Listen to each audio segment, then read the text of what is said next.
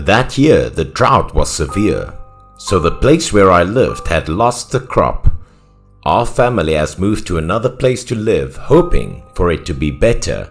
This is an old house, consisting of many rooms, all built in architecture.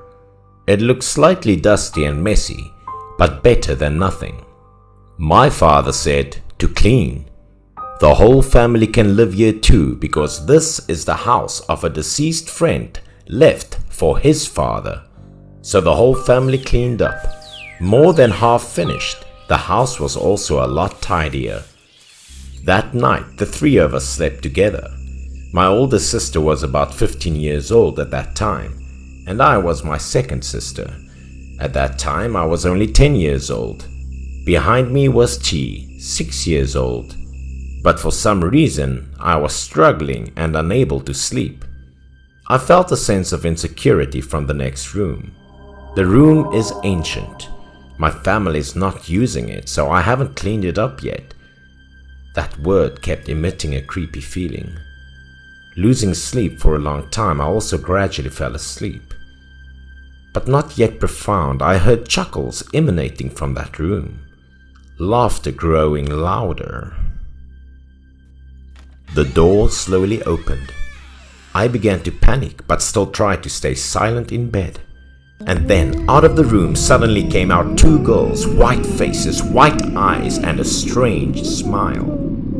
What scared me the most was that their feet weren't touching the ground. They were floating with red shoes. I panicked but still tried to close my eyes and pretend I was sleeping as they slowly approached my mirror. I felt cold and their gaze were on my three sisters. I don't know what they're going to do to us. I just laid there without moving. They kept whispering and smiling horribly. It seemed like they were choosing something. I was too young to notice the problem. In the end, it seemed like they chose me. I could feel a terrible cold hand touching my body. I tried to open my eyes slowly to look at the two sleeping next to me, hoping they would wake up to save me.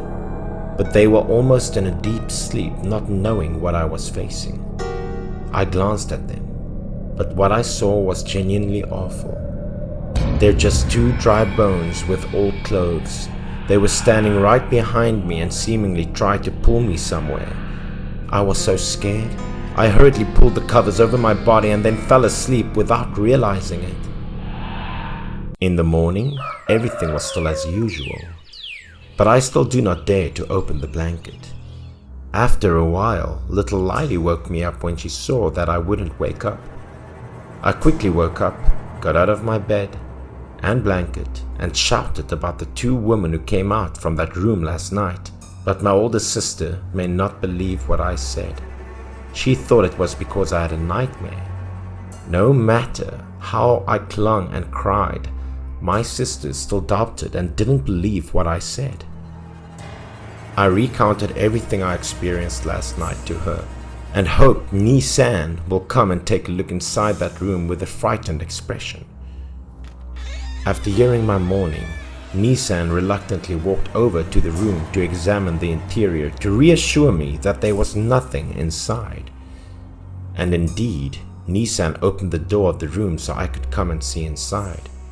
Even though I was still terrified, I still walked over to her, hands clasping on Nissan and looking around inside the room. This is an old room, messy and thick. As my older sister said, there's no one inside. Maybe I'm dreaming. Because he waited for us for so long, my dad came in and saw three sisters standing in front of the other room door, so he urged us to come out for breakfast and asked what was going on. The oldest sister told him what I told her, and also told my dad that we went to see the room, but it's completely normal with no one inside. After hearing that, my father scolded us because just because of a stupid dream and not going to breakfast, my parents had to go to the fields to work. After breakfast, my second sister and my parents went to the field to harvest potatoes. Baby Lily is young, so she cannot accompany us. But since this is a peaceful countryside, we were not afraid for Lily. After a while, rain started pouring down. We also drove the baskets of potatoes home. The cart got a lot heavier because this year the potatoes had a good harvest. We help each other, carry each basket of potatoes into the house. This year we'll make a lot of money. I also gradually forgot about yesterday's horror. The rain was getting heavier and heavier, so we quickly loaded the potatoes inside. Otherwise, they would be waterlogged. As soon as we opened the door and looked into the house, we saw little Lily playing in the yard, seemingly very happy. My mother was worried because of the heavy rain that little Lily could still play in front of the yard, but refused to go to the house to shelter from the rain. My mother was afraid she would fall sick. But little Lily seemed highly excited and told her mother that she was enjoying herself with her beautiful sisters. In response to my mother's question, I gradually realized what was unusual, and it seemed what little Lily said was true. There were lots of shoe marks on the ground. She was playing with someone in the yard of the house. That night, out of panic about the night before, I asked to let me sleep with my parents. Even though nothing strange had happened all night, I was apprehensive about some nervous feeling that I could not sleep. The following day, as well as every day, the whole family sat together for breakfast.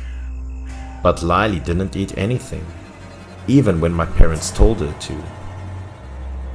My parents asked that little Lily said that she would be taken away to eat well by some beautiful sisters. The carefree words of a child did not make my parents too concerned. That day, we also needed to go to the fields. As usual, my mother was afraid that a stranger would come to seduce Lily, so she told her not to open the door for anyone to come in.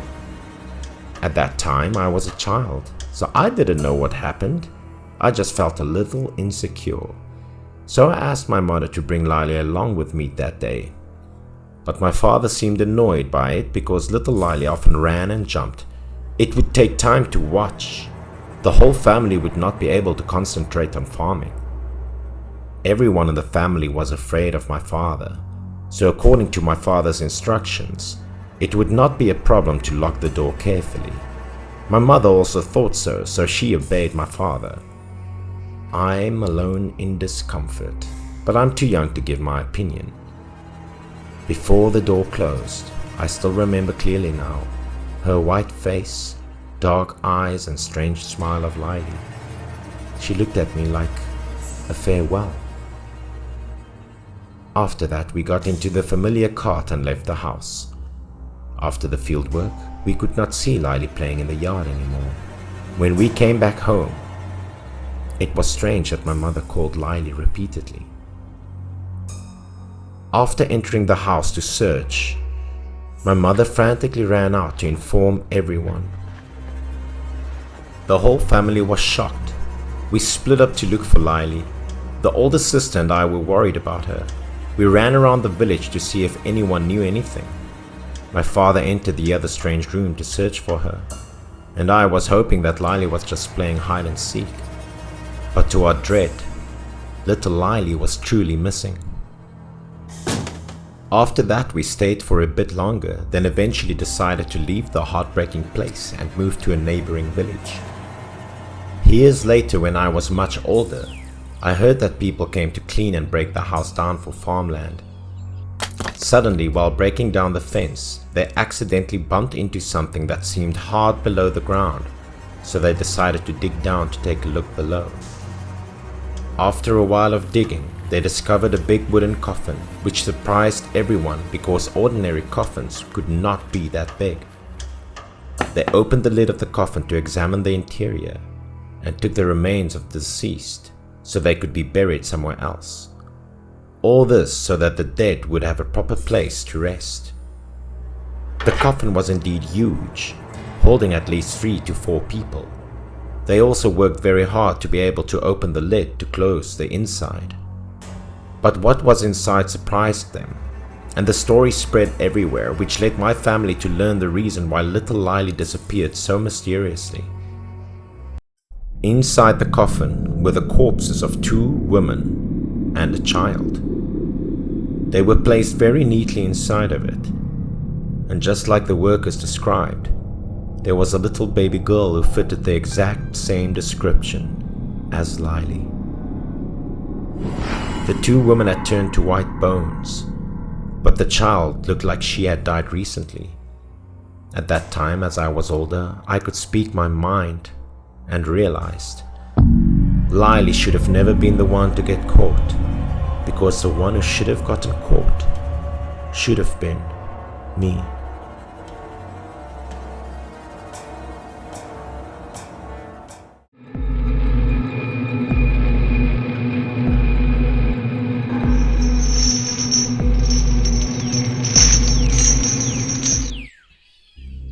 The story happened with a small family living in a rural area consisting of Mr. Hasu and Miss Ruri and their 7-year-old daughter named Na. The whole family always wanted to have a son to show off their faces to people in the village. Fortunately, this year, as Ruri already had an ultrasound of his son, she happily showed it off to her neighbors. Ruri satisfyingly touched her belly and told her neighbor that day by day she was even more excited and looking forward to the baby. Her neighbor offered a suggestion that she should be ready for anything. Besides, she had to consult a fortune teller too to wait for the good day and hold a ceremony to get her son's name. Ruri replied that only the family of her husband was superstitious, but she absolutely did not put much faith in divination. The neighbors still had the opinion that they had to abstain from giving all kinds of things for this child because the couple was having a hard time having a son in the first place. At that time, Na was playing nearby, so when listening to her neighbor's opinion, Ruri dragged her away to make conversation. The neighbors were surprised and asked, "Why did you do that?" Ruri said sadly that she was afraid to talk about the importance of her brother, and this made her feel somewhat sad about Na. Finally, the day of delivery had arrived, and Hasu's family eagerly awaited birth, and eventually Hasu held the baby son in his arms. However, the warm atmosphere was immediately extinguished when Hasu shouted loudly at his daughter because she wanted to hold her brother. Arriving home, things started getting more difficult. The newly born son was sick with a strange disease. He kept groaning without eating or drinking. The couple were very worried. Ruri was anxious, especially when she saw the child's face deteriorating. Hasu hurriedly looked at his son and told his wife, "It is not good, my dear. If he continues to quit feeding like that, he will be malnourished." The couple hurriedly took their child to the hospital. Even though the doctor advised him that the family could be reassured and that the child had a common cold, Hasu argued that things were much more serious in his opinion. Since his son was sick, Hasu stayed awake for a few days, and the son cost a fortune to him. He wouldn't let anything happen to his son. Hasu's mother was a feudal woman with strong feudal thoughts and discussed the possibility about asking a shaman to take a look at the child with her son. She wasn't sure what was happening, and she might have some thoughts that this problem could be possibly related to demons. Hasu thought for a while and understood that what his mother said was correct. The mother went to find the famous magician and invited him to their home. She brought him in to meet Hasu. Hasu politely greeted him, politely explained the situation of the newborn child. Then he went back inside the house and called out loudly, "Mother of children, hurry up and bring our son here." Ruri slowly brought out the baby. His health was very weak at that moment. The shaman asked if the father had done anything unusual before the birth of his son. Hasu assured that he was a very gentle person and had never done any bad things. The magus looked at the child for a long time and then said that the child had a curse of death and it would be hard to save his life. The shaman went on to explain that the family had been cursed to have only one child, so that when the couple tried to have more than one child, the consequences would be dreadful. The grandmother gasped in surprise and believed in the shaman's words as she kept asking if there was a way to break the curse and save her unique grandson. The shaman sighed and said there was still a way, but they'd better forget it. The shaman glanced around and then said, "Just having one child in the family is enough." The words of the shaman were similar to the sound of lightning crashing on an eardrum. So in order to save the newly born, the only choice the family had was to throw away their firstborn. The mother was crying, hugging her daughter without letting go. She insisted that they should not believe the words of the magician. Hasu saw that his wife was rigid, so he got angry and shouted loudly, "Will you stop crying? It's come to this. We can't lose that son. He's the future of our family." Hasu tried to explain to his wife that they could not raise both children at the same time, and a son was the most important thing at present, and it was not easy for him either, as he was very anxious to choose. Then Hasu hugged his daughter and dragged her outside while the mother and daughter screamed, reaching for each other. The desperate mother shed tears for her daughter. The poor girl was sobbing in fear. She didn't know where fate would take her when she had to leave her mother's arms. However, Hasu still insisted on taking his daughter away. He gave her to a man from the next village who wanted to adopt her. That night, the small family was completely absent from laughter and talking.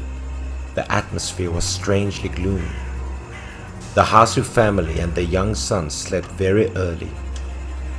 Until late at night, there was suddenly a groan coming from nowhere through the window into Ruri's ears. The occasional moaning startled her to wake up. It was clearly a child's voice, Ruri thought to herself. Then she slowly pulled back the curtains as dim light from outside flooded into the room. Suddenly in front of the window, there was a familiar figure of her eldest daughter, who was standing silently staring into her mother's eyes. Ruri was shaken. She rolled her eyes when she saw her daughter coming home at this moment. Moreover, before her eyes was her tragic appearance. Her whole body was wet, her skin was pale, and her eyes were as white as those of the underworld. The water ran down the leg of her pants into a pool on the ground, looking as if she had just been soaked in water. Her face was devoid of emotion. Her mouth began to sputter a few trembling words calling out to her mother. Ruri rushed over to see what was wrong with the child. She panicked and asked her daughter why this mess happened. However, the answer to her mother's questions was just cold silence from the poor little girl. After a while, she stammered a few words, saying that it was true that her parents wanted her to leave. Hearing all of this, Ruri bursted into tears, hugging her daughter and apologizing with all her strength. The little girl continued to say strange words. She said that it was too late and they could never go back to the way things were. Ruri rubbed her face and told her everything would be fine. It broke her heart as she stroked the hair of her daughter, but she knew that this was no longer her daughter. The little girl looked up at her mother and told her that she had to go now. She just wanted to come here to see her mother for the last time. The mother had not yet reacted when the little girl vanished like an illusion right before her eyes. When she looked back, only her shaking hands could be seen. The mother was so bewildered and couldn't understand what was going on. She lowered her head and looked to the ground. There was still a large pool of water on the ground, which might mean that the girl's soul really returned to it and that she probably met a bad fate. When the mother looked at the gate, she found it had been open. She rushed outside. She ran while screaming her daughter's name in madness. She was running across the village road that was dark without a person in sight. She screamed and cried even louder, knowing that something bad had definitely happened to her daughter. But all she saw was a dream. Hasu woke up holding his crying son. He tried to calm Ruri down. When Ruri woke up, Hasu asked a lot about what she dreamt about. She sadly recounted what she saw and her dead daughter with her soul appearing in the dream. Hasu didn't seem to believe it, but Ruri's attitude showed that what she said was completely uncensored. Hasu advised his wife to go to bed early.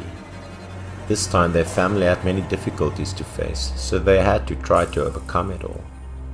The next morning, when Ruri was going to visit her daughter with her belongings, there was a loud scream in the yard, as a man in the next village who adopted Na came running in asking to meet the couple. Hasu greeted and asked him about what was going on as the man stammered and said, Your daughter left my home last night and I didn't see her in the morning." Ruri panicked when she heard the news. Hasu was now sweating profusely. His face was showing real concern. The man added that at the back of his house was a forest and a dangerous river, so they needed to find the girl immediately. When the mother heard it all, her eyes went wild with fear. She remembered what happened last night when she met the little girl. Could it be that this was an omen? The three of them went together to search for her and hoped that she had just gotten lost somewhere. But a tragic thing happened. Hasu eventually found the body of his daughter lying face down in cold water as he dragged his heavy steps with long tears. Holding the body of a child in her arms, Ruri cried for many hours on that day, and Hasu knelt on the ground with guilt and regret. Her mother mourned and tormented her heart for not being able to protect her daughter. Several months after the horrible event, the tragedy of the Hasu family didn't end there. The son also couldn't survive, as he passed away in the autumn of that year. The poor mother went mad with grief. She kept holding the pillow in her lap and calling for her children. And Hasu? He fell to alcohol addiction, as his fortune also disappeared with it. Now he had truly lost everything.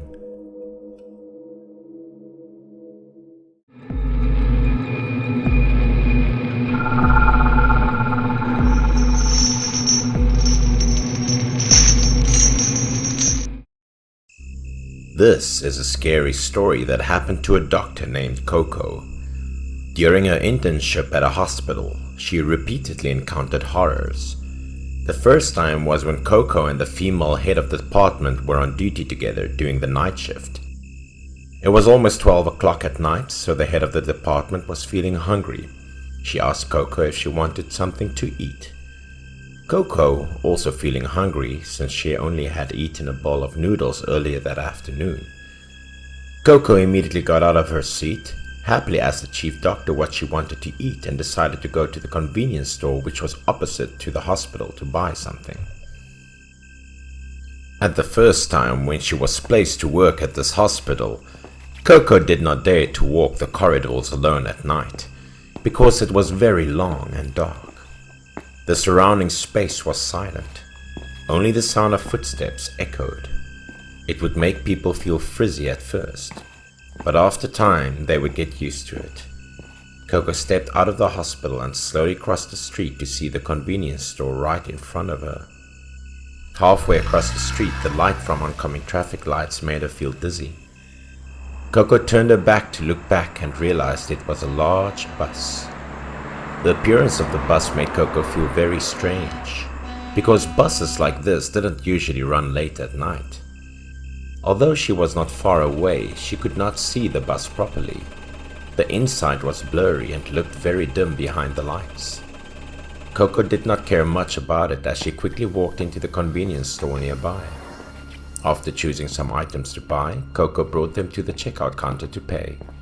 The payment was quick and less than 10 minutes. Coco walked out of the store. Standing right opposite the hospital, Coco suddenly saw the blurry bus parking in front of the hospital gate, as if it was waiting for guests. 2 minutes later, Coco saw two people walking out from the hospital gate. One was an old man dressed in a black fabric shirt, the other a young girl who was wearing a crimson-red dress. After the two of them got into the vehicle, the bus turned around and drove away. Coco returned to the office. She did not know that there was a bus stop in front of the hospital gate, so she immediately asked the head of the department to confirm this new information. The head of the department also said that there was indeed a bus stop in front of the hospital gate, but it usually finished at 9 o'clock at night. At this point, Coco blurted out what she just witnessed. The head of the department did not believe her. She assumed that Coco was mistaken, because there could not be any buses running at 12 o'clock at night. Coco once again firmly asserted that what she saw was a bus, and that there's no way she could be mistaken in its appearance. When she finished listening to Coco, the head of the department seemed to remember something and looked like she had a bit of a shock on her face. Coco became aware of this, which sparked more intrigue in her mind as the head doctor's strange expression made her feel subconsciously scared for what's to come. The head doctor didn't explain anything. She suddenly got up and walked out. At the same time, she said that what Coco saw reminded her of something. Seeing the head doctor's strange appearance, Coco could not help but follow her curiously. In the hallway, the head of the department was walking and recalling a month ago. There was a nurse on night duty, and she also saw a bus stop in front of the hospital to pick up passengers. The head doctor was suspicious of something. She immediately led Coco to find the nurse who was on night duty and asked if there were any patients who died tonight. The nurse on duty immediately replied that 2 patients had just passed away. She also felt strange, for some reason, as the head doctor took care of the deceased patient. After getting the answer, the head of the department continued to ask for more information about the 2 dead people. The nurse on duty was surprised and said that the 2 had just passed away were an old man and a young girl. Due to their critical illness, the hospital was unable to treat them in time. Coco was surprised to hear this and immediately confirmed whether the 2 deceased were a person dressed in black and the other wearing a red dress.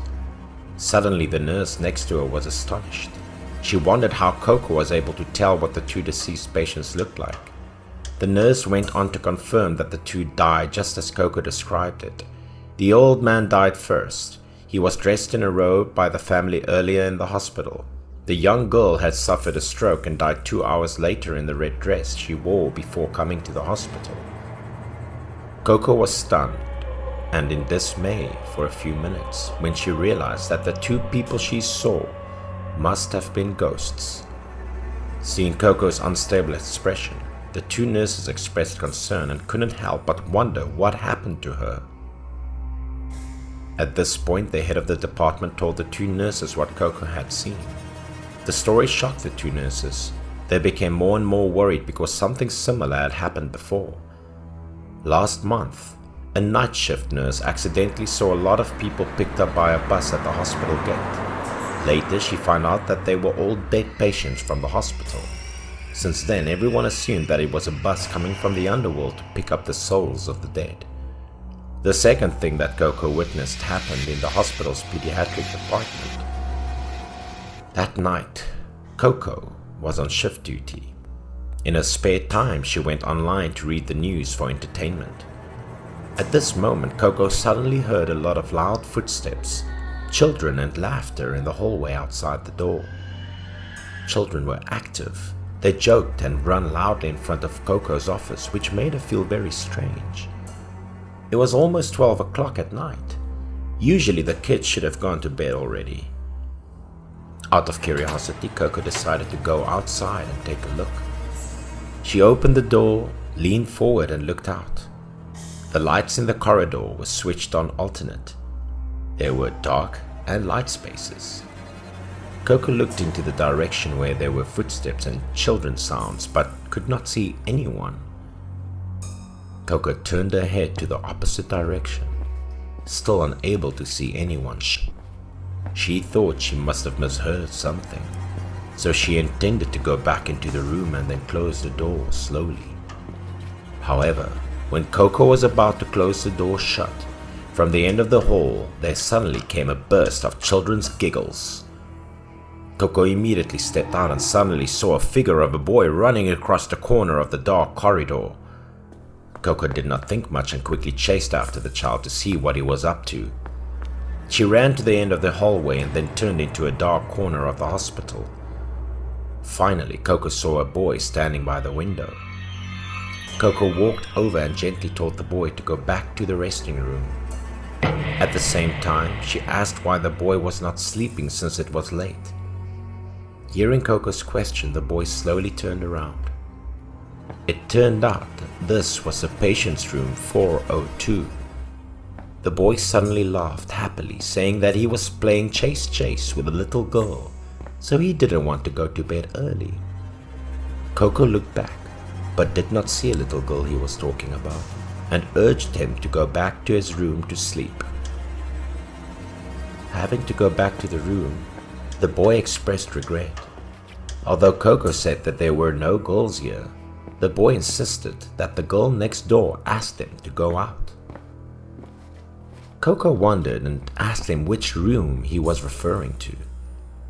The boy immediately responded to information regarding the little girl he had met. There was apparently a child in room 401 with a very cute ponytail. Hearing the boy's description, Coco realized who it was because she had recognized a similar description about this patient earlier. Coco led the boy back to the hospital room and at the same time told him not to go out at night even if someone called. Coco was very worried at this time. She turned her gaze towards the empty hallway as if she was afraid of something. After that, she hurried back to her office. Here, in this place, her chest gradually relaxed the tension and anxiety. The boy's words made her head numb for a moment. Her hands and feet were also covered with goosebumps, because the little girl in room 401 that the boy described accurately just passed away more than 2 days ago.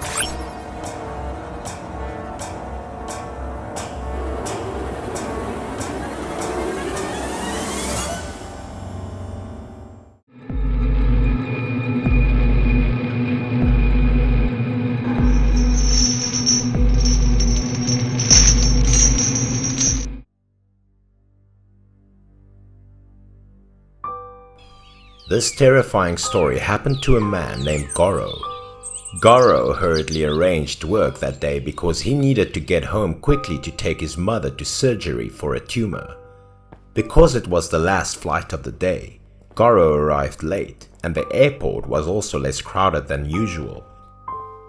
Nonetheless, there were many decoys competing to sell black market tickets. They sold everything from hotel rooms to bus tickets. Because it was dark and there were no taxi in the countryside, he randomly chose a decoy to take a bus home.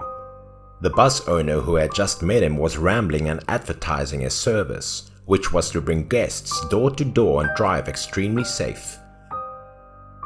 Based on Goro's observations, it was a 7-seat bus that was a little old but still comfortable and clean. However, the car would not leave right away because 2 passengers were still missing. Everyone was nervous because it was late at night, but the driver didn't seem to mind. He still calmly enticed a few more guests. After half an hour, Goro couldn't take it any longer and howled angrily for the driver to leave. Following Goro, all of the passengers expressed their dissatisfaction. The driver had no choice but to get into the bus and start the engine. It was a long distance from the airport to Goro's house. It could take more than 2 hours if you drive at an average speed. While Goro was sleeping, the bus abruptly came to a halt and his head was smacked on the front seat in inertia. Not only him, but also the other passengers were irritated by his driving style. Strangely, the bus was in the middle of the road with no obstacles around. Why did the driver stop so suddenly? In this situation, the driver was confused too, but still reassured the passengers that the bus was okay. But after a while, he returned and asked everyone to assist him in pushing the bus. Despite his distress and desire to return home as soon as possible, Goro and another young man exited the bus. Fortunately, the bus was not badly damaged. The engine started after the 2 young men pushed for a few moments. Goro and the young man were able to return to their seats as well. What irritated Goro the most was that the driver didn't even say a word of thanks. The bus continued to move, but the atmosphere had changed slightly. Goro took a look at the back seat and noticed a strange man. According to his memory, there were only 4 passengers on the bus when he left the airport, with only 1 in the back row.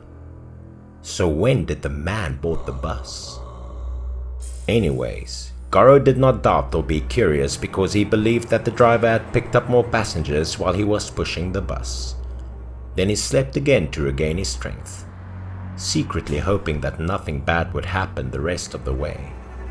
In contrary of what Goro had expected, the bus had only been on the road for 15 minutes before abruptly stopping, causing his head to collide with the front seat again. The driver was in panic. Goro and everyone else on the bus had no idea what was going on. It turned out that right in front of the bus, there were 2 people standing across the road. Through the lights, both of them looked quite monstrous in black clothes with dark faces. At the same time, the man sitting behind Goro had a strange expression on his face. For some reason, he shrank back as soon as he saw the other 2 men. His entire body began to tremble. Despite the driver's stop, one of the 2 men approached the bus and opened the door. Seeing their appearances, all of the passengers in the car were terrified, but no one dared to say anything. Could they be road robbers?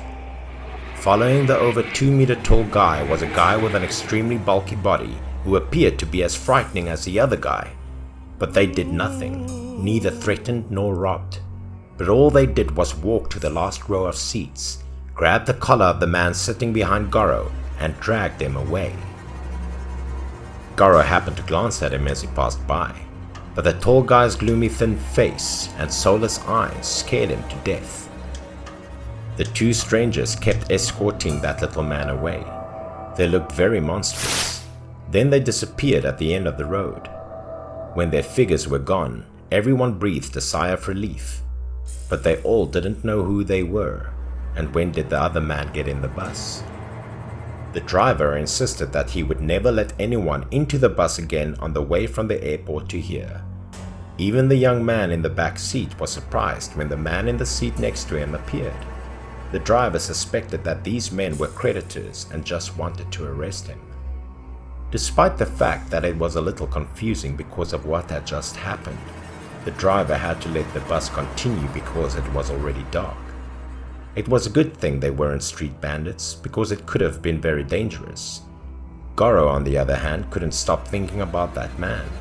He kept his gaze fixed on the window for the rest of the journey. He was perplexed as to why the 3 of them and him were on the same road. There was no other path here, and they were even walking, but he hadn't seen them again. Assuming the trouble would end there, but after a few more miles, the driver abruptly slowed down. It turned out to be an accident ahead. A wrecked car and a large truck faced each other. This appeared to be a serious accident. At this point, the passenger bus could no longer move and had to come to a halt. The passengers on the bus had heard about an accident ahead and were immediately agitated. It appeared that these 2 cars collided very hard due to being out of sight. If so, the people in the cars would have been seriously injured. Goro immediately glanced at the car, and only a few seconds later his face turned pale. The person inside the car was none other than the man who had previously sat behind him. Despite being scratched and partially covered in bloodstains, the face was unmistakable. That was the man who was kidnapped by those 2 strange men. Goro's limbs seemed to soften as he sat on the chair without saying anything while everyone else was talking. It turned out that the person sitting behind Goro was a ghost who had recently died, and the other 2 were underworld henchmen who specialize in capturing souls and transporting them to hell. Goro had heard many stories about emissaries, one of which was white impermanent with a long tongue, and the other was black impermanent with a chain in his hands.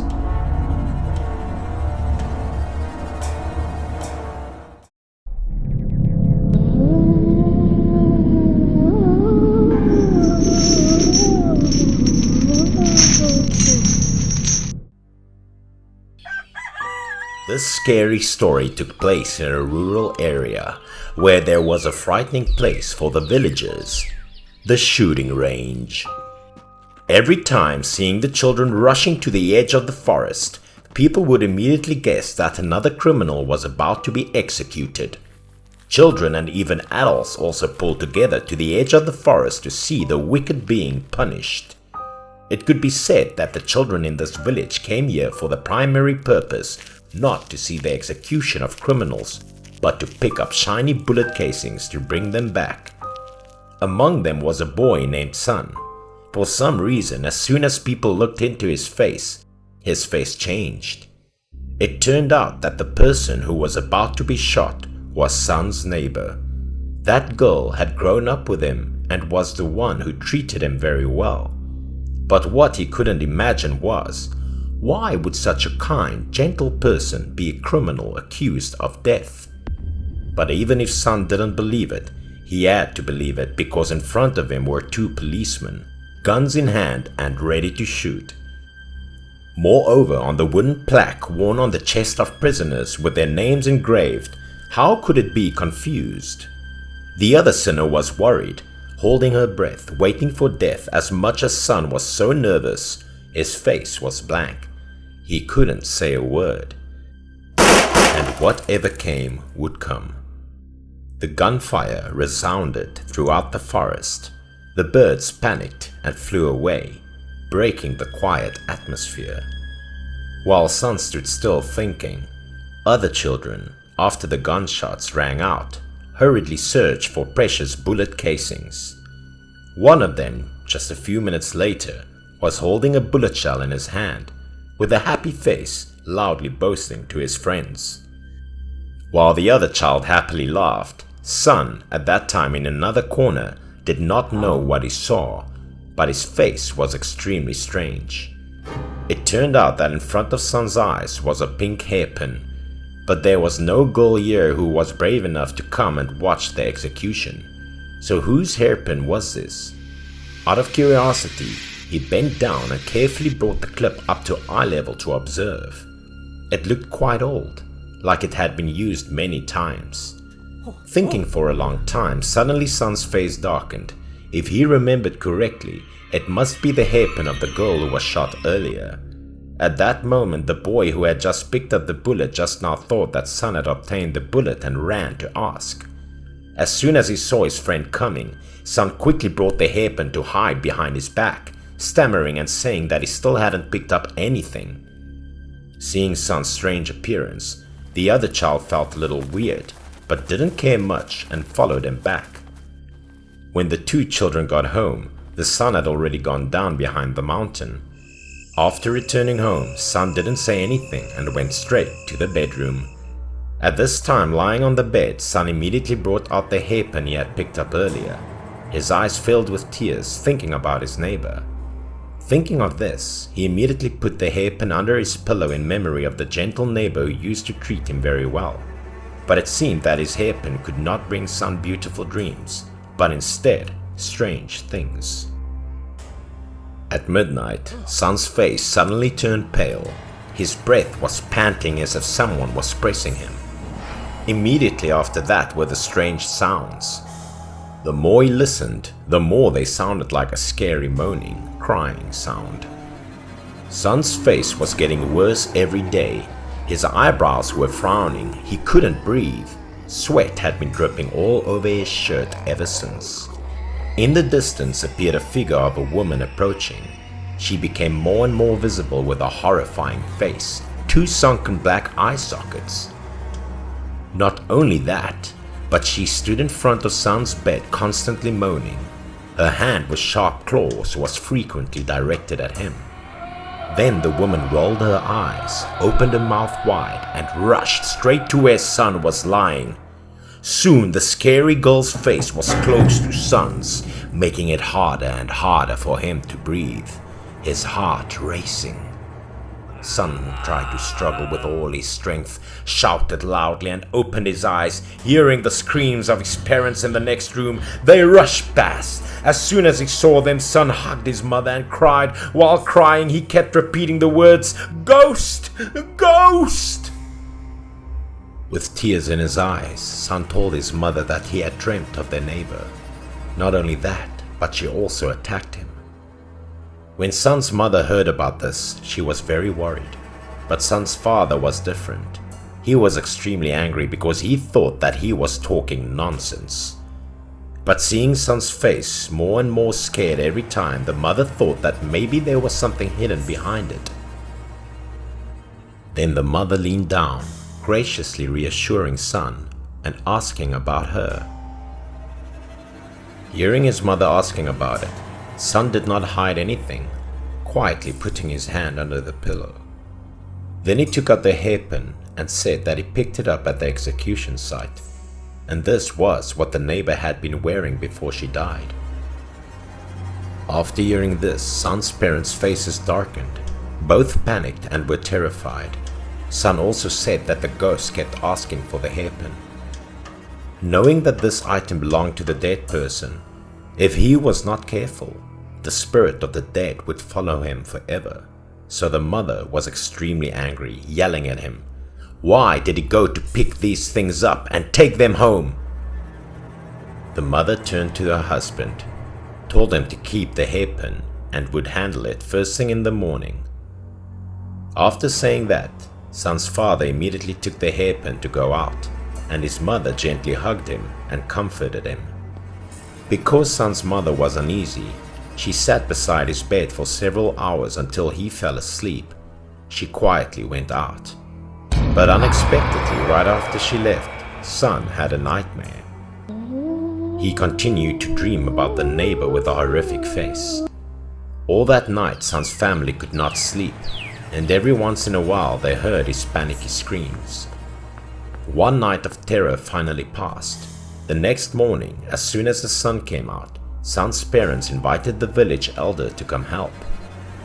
After hearing the story of a man who had dealt with many demonic affairs like him, he was also amazed. A ghost possesses your son? If this was not resolved soon, he would be taken away by the ghost sooner or later. Because everyone knew that picking up things from the dead is taboo, many people had to die for bringing items home with their soul. Although serious, it was not without a solution, especially for someone as experienced as the village elder. Following the village elder's instructions, Sun's father immediately went to buy some votive paper and took him to the place where the girl was executed yesterday. At that time, the father and son stopped at the place where Sun had picked up the hairpin. As soon as they arrived, they immediately felt a weighty, gloomy atmosphere. Immediately after that, Sun's father took out an old hairpin from his pocket and placed it on the grass in the correct place where it was yesterday. Then they used fire to burn some of the gold coins, muttering incessantly as if begging the ghost to spare Sun. Sun only dared to stand behind his father to observe, but his limbs were also trembling in fear. At that time, they could only rely on the heart of the deceased neighbor. They just hoped she could forgive Sun. The father and son had just turned their backs when suddenly Sun felt like a cold wind passed by. Perhaps the ghost of that girl had let go of Sun. The father and son did what the village elder said. Indeed, it worked. From then on, the girl's soul no longer came to disturb Sun.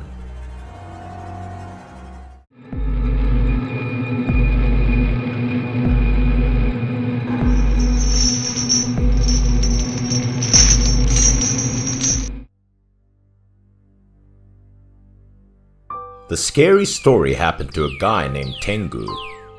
Every late afternoon, some of the old people gathered in groups of 5 or 7 under the village's top banyan tree to play chess. Tengu was also at the chess game at that time as he observed and commented. Tengu was the type of person that no one wanted to meet. He wandered around the village all day and he teased everyone he met.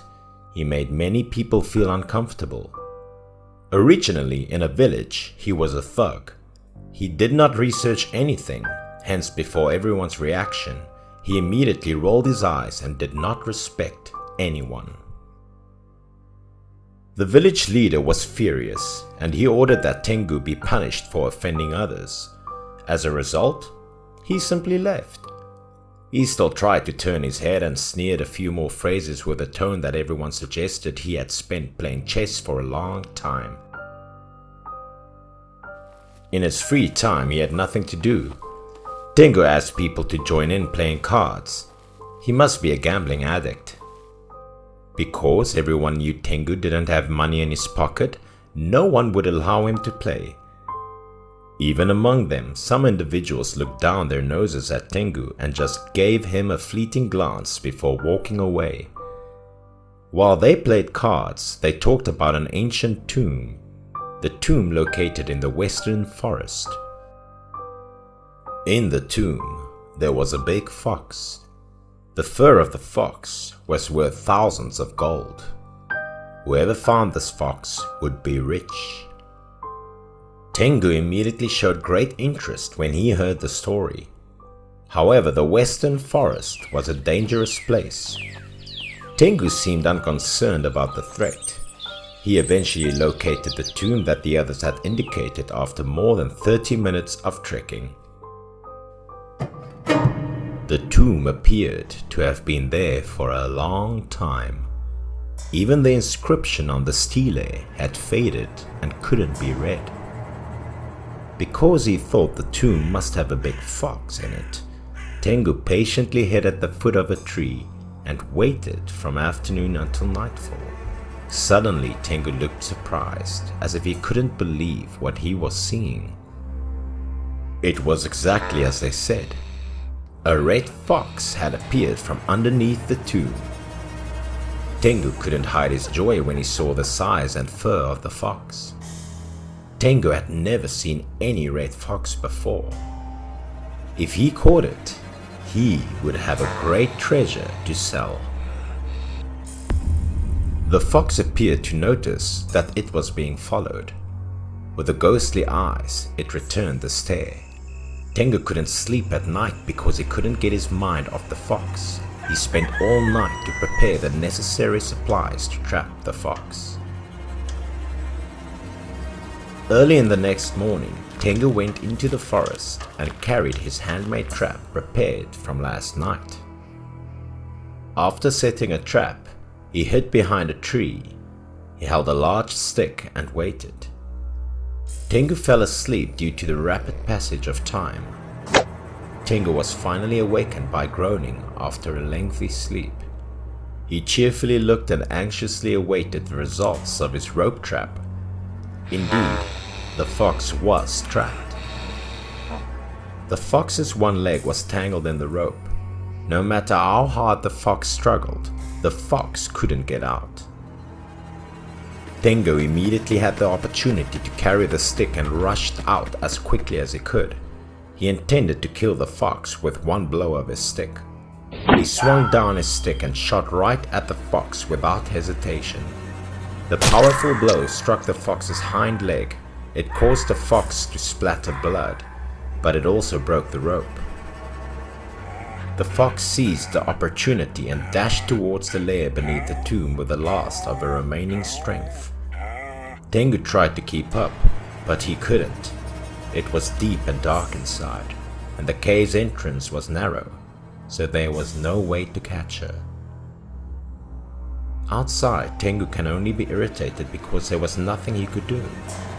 He slammed his hand against his thigh, his face flushed with regret because he was only few steps away from possessing a great treasure. He walked away with the stick, but his ambition remained. He was well aware that the fox had been seriously injured and would be unable to move. He'll be back the next day. Tengu couldn't sleep that night because he didn't eat anything all day and came home to find no rice left. He felt hungry. On the other hand, he was worried that the fox would be taken away by others, so he kept tossing and turning. Then, before dawn, Tengu carried his stick into the forest in order to hunt down the fox with the beautiful fur. However, on the way to the grave, Tengu happened to notice a small house in the middle of the murky forest. He'd never heard of people living in the forest before. Furthermore, every time he passed by, he didn't see such a house. The house emitted a bright light, and the longer he looked at it, the more he felt an invisible attraction. As a result, the young man approached with curiosity and excitement. Tengu peered through the window to see if anyone was inside.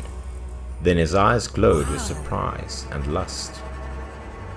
At that moment, inside the house, there was a beautiful young woman who was bathing in a tub full of water.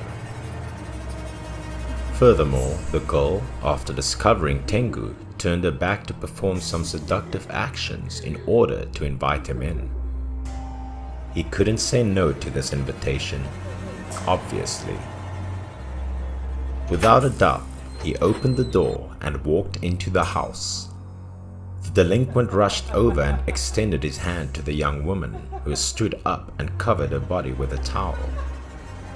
His mouth was drooling, and his eyes were shining as if he was contemplating a treasure.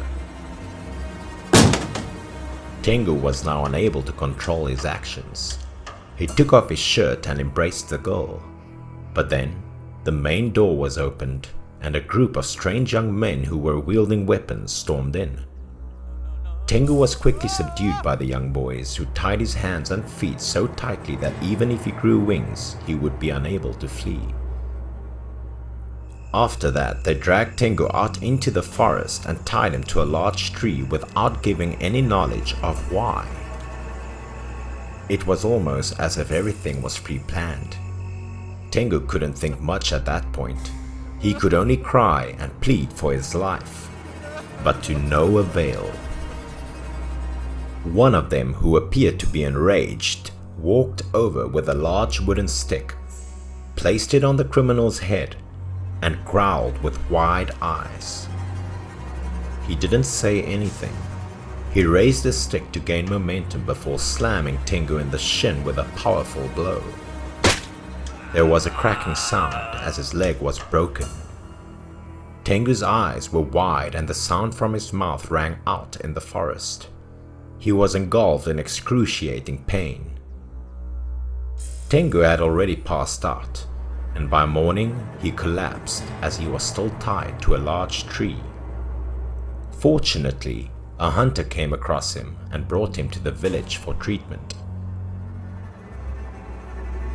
Tengu could no longer walk normally after the night, and he might have to rely on crutches for the rest of his life.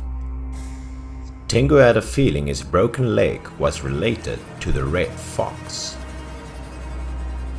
A week later, Tengu decided to return to the forest, to the location where he had seen the strange house, to discover the truth.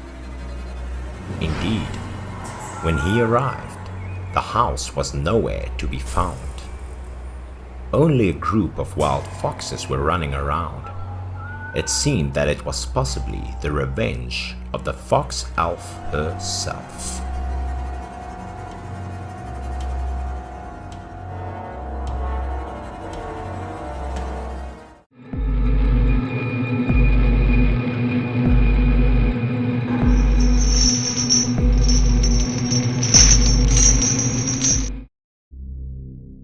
I was only 16 years old back then.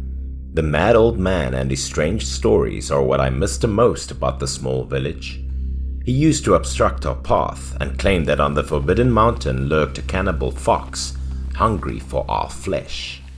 He was just so annoying to me. Although I was curious about the mountain and the story of the crazy man, I thought it was nonsense at that time, but then something happened that completely altered my perspective. I was unlucky enough to be caught by the supervisor while fighting with Kento that time. We were fined for composing a 100-page self-critique statement. Of course, a few sheets of paper are insufficient to resolve the inconsistencies between two children. I recall Kento throwing a note to me at 10 PM on the Forbidden Mountain for a battle while I was writing the review. So as I promised to Kento, I snuck out after my parents were fast asleep to go to the rendezvous location. Because I was afraid of being seen, I chose a smaller, quieter path to take, and the only thing I had with me was a flashlight. Despite the fact that the night was dark and there was no light and the forest was deserted, I walked inside without hesitation. After walking for a while, I noticed a ray of light shining directly at me. Then there were the terrifying growls. My heart was racing and cold sweat was dripping from my brow. However, such a brave child as myself was able to regain his composure very quickly. After calming down, I began looking around with my flashlight. Then I discovered that ahead of me was a deep abyss that could not be traversed any further. At that moment, the growling resounded once more. I quickly flashed the light at the source of the noise, but my heart was racing with fear.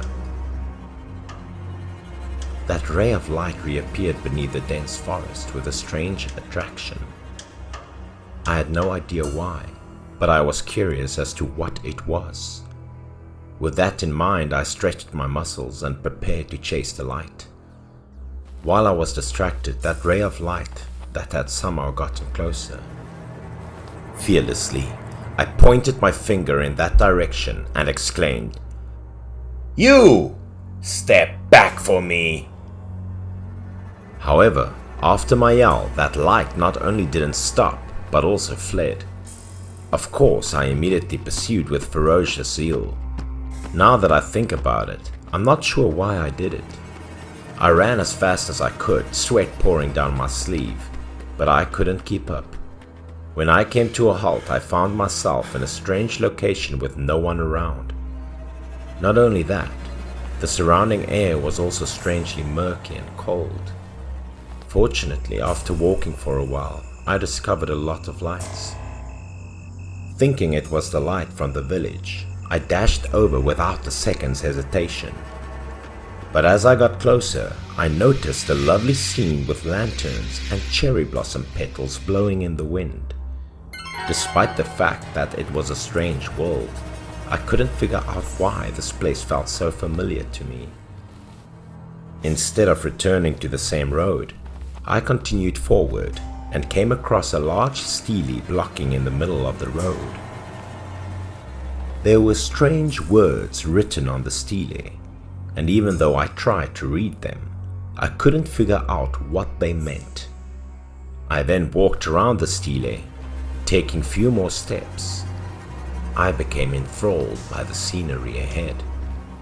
What was in front of me was like a peach blossom party from one of my grandmother's fairy tales, with fairies and elders dressed in traditional attire. Curiosity compelled me to go inside once more, but unexpectedly, the small sound of my footsteps drew the attention of everyone at the party. Everyone was staring at me with a pale face and strangely frightening soulless eyes. That made me a bit nervous. Sweat began to form on my brow, and my heart pounded with anxiety. At that precise moment, a warm voice rang out. The person speaking to me was a man with a striking appearance and eyes that seemed to contain a strangely appealing light. I didn't have time to react when I found myself sitting at the banquet table with such a feast in front of me. Even though I hadn't fully recovered consciousness, the man sitting next to me put his arm around my shoulders and invited me to join him for a drink. I've never had an alcoholic beverage before. Right now, the situation was awkward. I couldn't drink, but couldn't refuse either. While I was hesitating, unsure what to do, the woman in front of me spoke up. She provoked me to drink. The woman's provocation instantly piqued the pride of a fearless adolescent like me, so I drained the entire glass of wine in my hand. However, the taste of this wine was strange, not as tasty as my father used to say. It had a particularly unpleasant odor. Everyone burst out laughing when they saw my reaction. I stood up and left the table, embarrassed and angry. Despite the fact that the woman made me lose face, I had the impression she was very familiar. Instead of leaving, I returned to borrow the phone from that group in order to call my family. When I turned around, I noticed the woman sitting in her seat. happily chatting with the young man next to her. But it was the trekking backpack beside them that drew my attention, not the two of them. There were bloodstain-like red marks on the backpack. They must have encountered some difficulties along the way. As I stared at those red marks, a thought occurred to me. That's right. Her. Exactly that face. That woman was featured in the news a few days ago. According to the station's information, she died while climbing the mountain with a group of friends. So what's the deal? As I witnessed a terrifying scene in front of me, my face darkened and my lips pursed tightly, trying not to scream. The food on the table had turned to stone, insects, and even maggots, and it was disgusting. And the two normal people had now transformed into two dry skeletons dressed in rags. I started vomiting after seeing the scene in front of me and recalling the glass of wine I had earlier. A hand with a towel and a warm voice appeared again at that moment. "Are you all right, boy?" Because I saw a human hand, I accepted the towel with ease. But when I looked up, I was so terrified that my face turned pale. There was now no delicate face in front of me with lovely eyes, but a fox in human form. Terrified, I pushed him aside immediately and ran away with all my strength. There also disappeared the beautiful scenery of the lamps and cherry blossoms, replaced by an odd and gloomy cold. I was afraid. My legs didn't stop running. I closed my eyes while running and prayed quietly.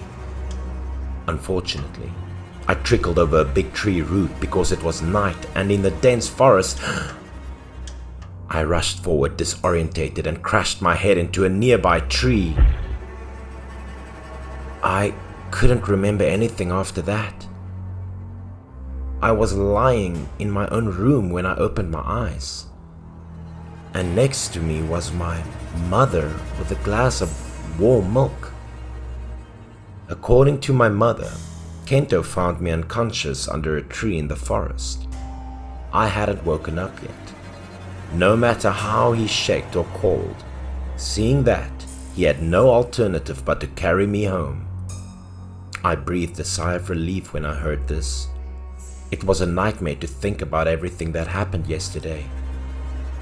It made me feel better that I didn't get scolded by my mum because I had snuck out that night and took a day off from school.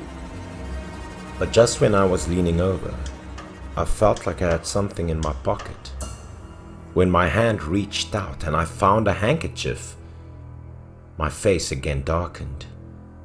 Thinking about it, I jumped out of bed and ran into the village to find the madman.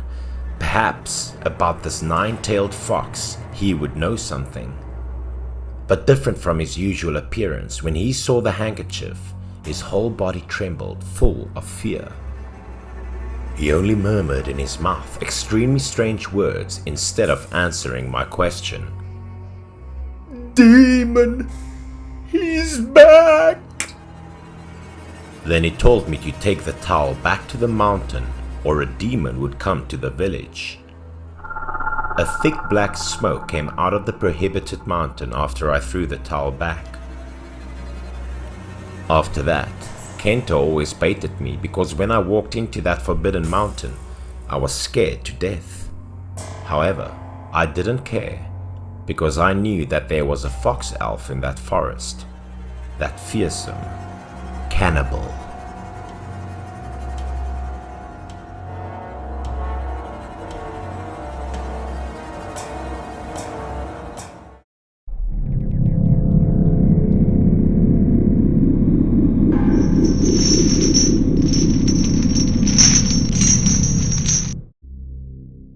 There's this young student at my company who just started his internship there. His name is Tatsu. He and I like to chat to each other. One uneventful morning, Tatsu unceremoniously mentioned that he had met a ghost once. He then proceeded to tell me how it happened. This story started at Tatsu's old apartment, place he used to stay at before hired by the company. He told me about one of his neighbors, a successful doctor, living with his mother and wife. It is obvious that his wife was quite young. She often wore bold makeup and sexy clothes. Their age difference, along with their different styles in clothing, aroused a feeling of distrust and unease to others. One day, while getting ready for work, Tatsu came across his neighbor, the doctor. He was struggling to carry some heavy luggage while eagerly looking at his watch as if he was waiting for someone. My colleague, curious, went over to ask him if he needed help. The man looked up and, smiling, said that he was going on a 2-month business trip. Tatsu was no stranger to the doctor's family. In fact, the doctor's aunt often shared her homemade dumplings with him. It had been a long time since he saw her, so he was actually quite curious to know about her. After a few tense moments, the man broke down and revealed the pain that was tormenting him. His mother, he said, had terminal cancer and was receiving treatment at home. Tatsu was shocked to hear the news. He would never have expected such a kind and joyful woman to catch such a terrible disease. Surely the poor doctor must have felt powerless and impotent if he was unable to help her, he said. Tatsu then mentioned he had to rush because he was late for his shift, so the two said their goodbyes and went on their way. Tatsu couldn't stop to look back at the man on his way out. He noted how his expression seemed to change as he walked away. Time went on, and the doctor's absence in the house was eventually dismissed. And so it was until one day my colleague was taking out the garbage when he saw something strange. Tatsu had just opened the door when he noticed, down the stairs, to his right, a couple walking up towards him. As soon as the woman noticed him, her expression changed. Tatsu was quick to realize this was the doctor's wife. Tatsu couldn't mutter a word before the woman started introducing the young man to him. She said he was her younger brother from the countryside. Tatsu, being an honest and trusting person, thought nothing of this encounter. But the young brother lost his balance and tripped down the stairs. Fortunately, but unconvincingly, her sister saved him. The young man looked at Tatsu with distrust. Tatsu left right after, not feeling quite at ease around those two. On a different occasion, Tatsu heard the doorbell ring at his neighbor's apartment, and in curiosity took a peek to see who it was. For a brief moment, he saw the so-called siblings being extremely intimate with each other. A sister would never do that with her brother, and a brother would definitely not do that to his sister, he thought. A few days passed, and Tatsu forgot about what he had seen. One morning, on his way out, Tatsu felt the smell of incense and could sense a feeling of mourning nearby. And just as he was thinking this, his neighbor opened the door. His face lacked life. All it reflected was sadness. He was wearing a traditional white garment that is worn for funerals. I had to ask Tatsu if he really dared to ask him if his mother was dead. After hearing this, he nodded his head to confirm, while wiping the tears from the corner of his eyes. When Tatsu heard this, he was shocked. He couldn't believe she was gone so soon. He offered his condolences to the family and asked for permission to come in and burn incense in her honor. As soon as he walked into his apartment, he saw the doctor's wife sitting on the sofa, eyes glued to her phone and with an indifferent expression on her face. When she saw him, her face was startled and her discomfort became apparent. After seeing her, he suddenly recalled what he saw days before, but he knew that wasn't the time or place to bring it up now. He had to quietly pray for his aunt and burn some incense for her. After lighting the incense on the fire, he noticed a strange silhouette forming above him. Just above the shrine where her picture rested, Tatsu in horror saw blood running down the wall and coming from the aunt's face in the picture. He was so scared that he even tripped back. He was screaming, trying to get away from this horrible display. His scream called the attention of everyone, especially the doctor, who rushed back to see what happened. He helped Tatsu off the sofa in the living room and asked him about what happened. Tatsu was trembling and scared, trying to tell the doctor about what he had seen in the auntie's photo. But when the couple looked around, they saw nothing out of place. Tatsu was shocked, unsure if what he had seen was the result of an hallucination or something else. Then, behind him, he saw the doctor's wife, looking suspicious. Before he left, he said his goodbyes to the man and tried to comfort him as much as he could. Tatsu thought that was the end of it, but not even a day after, his life turned upside down. The next night, Tatsu left for work late. He was doing overtime and left for home at 11 p.m. Tatsu just entered the house when a cold, gloomy air rushed over him. But since he had had a long day of work and was tired, he just disregarded it, ate some noodles, and went to bed. That night, Tatsu couldn't sleep. He suddenly woke up startled in the middle of the night, and for as much as he tried, he could not go back to sleep. As he struggled to fall asleep, he heard a strange sound coming from the living room. It sounded like someone munching on bread. He went out to check out the strange sound, but as soon as he opened the door, he saw a dreadful scene in front of him. Standing there in the living room was the old lady who had just passed away, devouring a loaf of bread. Her face was indiscernible. All he could see was a white, glowy face that almost made him faint. Tatsu ran back into his room, jumped on his bed, and went under the blankets. He was shaking and trembling like never before.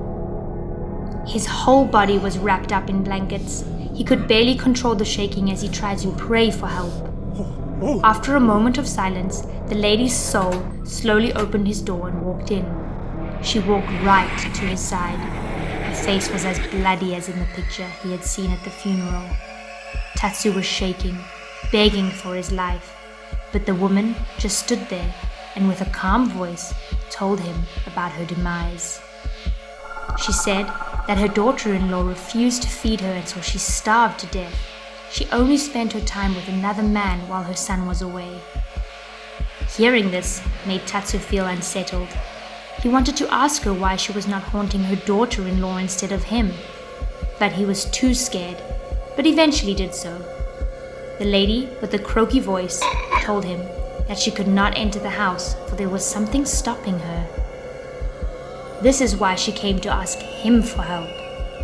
Hearing that, Tatsu suddenly remembered the promise he had made to his neighbor's family, in front of the aunt's picture. He promised to help if they ever needed him. He then also remembered the times the cheating woman had deceived her husband. Tatsu changed his expression. He looked angry and determined now. He sat up and threw the blankets away. He then told the spirit that he would help her. But when he saw her clearly, his nose started bleeding. Hearing Tatsu's offering made the spirit tear up. Tatsu told her that he would go the next morning to their house to clarify this whole situation. Hearing this, the old woman laughed and smiled. She thanked him deeply. She said that fulfilling her wish would help her be in peace. She then faded away through the door until she disappeared. It seemed like the wicked daughter-in-law is going to get her comeuppance and will deal with immeasurable consequences. The next morning, as soon as Tatsu saw the doctor's wife leave, he went over to his house. The doctor was surprised to see him there at such an early time in the morning. With quick wit, Tatsu told him that his toilet was clogged and wanted to ask to use theirs. The doctor, being a neighborly man, immediately agreed. Once inside his home, Tatsu sneakily went to the aunt's shrine. He looked around, searching for the thing the spirit mentioned the night before. He kept on searching, looking for any unusual objects. When he reached the front of the wife's room, he saw a bowl with a bunch of mirrors hanging from the door. Tatsu did not know what it was, but it was surely unusual, so he decided to take it down to bring it to the spirit. If I do this, the spirit won't hang around my place anymore, he thought. Tatsu said that not long after that, he started his internship at my company, and shortly after, Tatsu accidentally stumbled upon his neighbor on the street. This time around though, he looked even more devastated. like he had just been through more pain and sorrow. He tried greeting him, but the doctor did not answer. Tatsu was curious, so he asked people close to him about his family. A person told him that his wife had suddenly gone crazy. One day, she just lost it. She grabbed a knife, cut her face, and gouged her own eyes before finally slicing her throat open. Everything was finally revealed, and she confessed.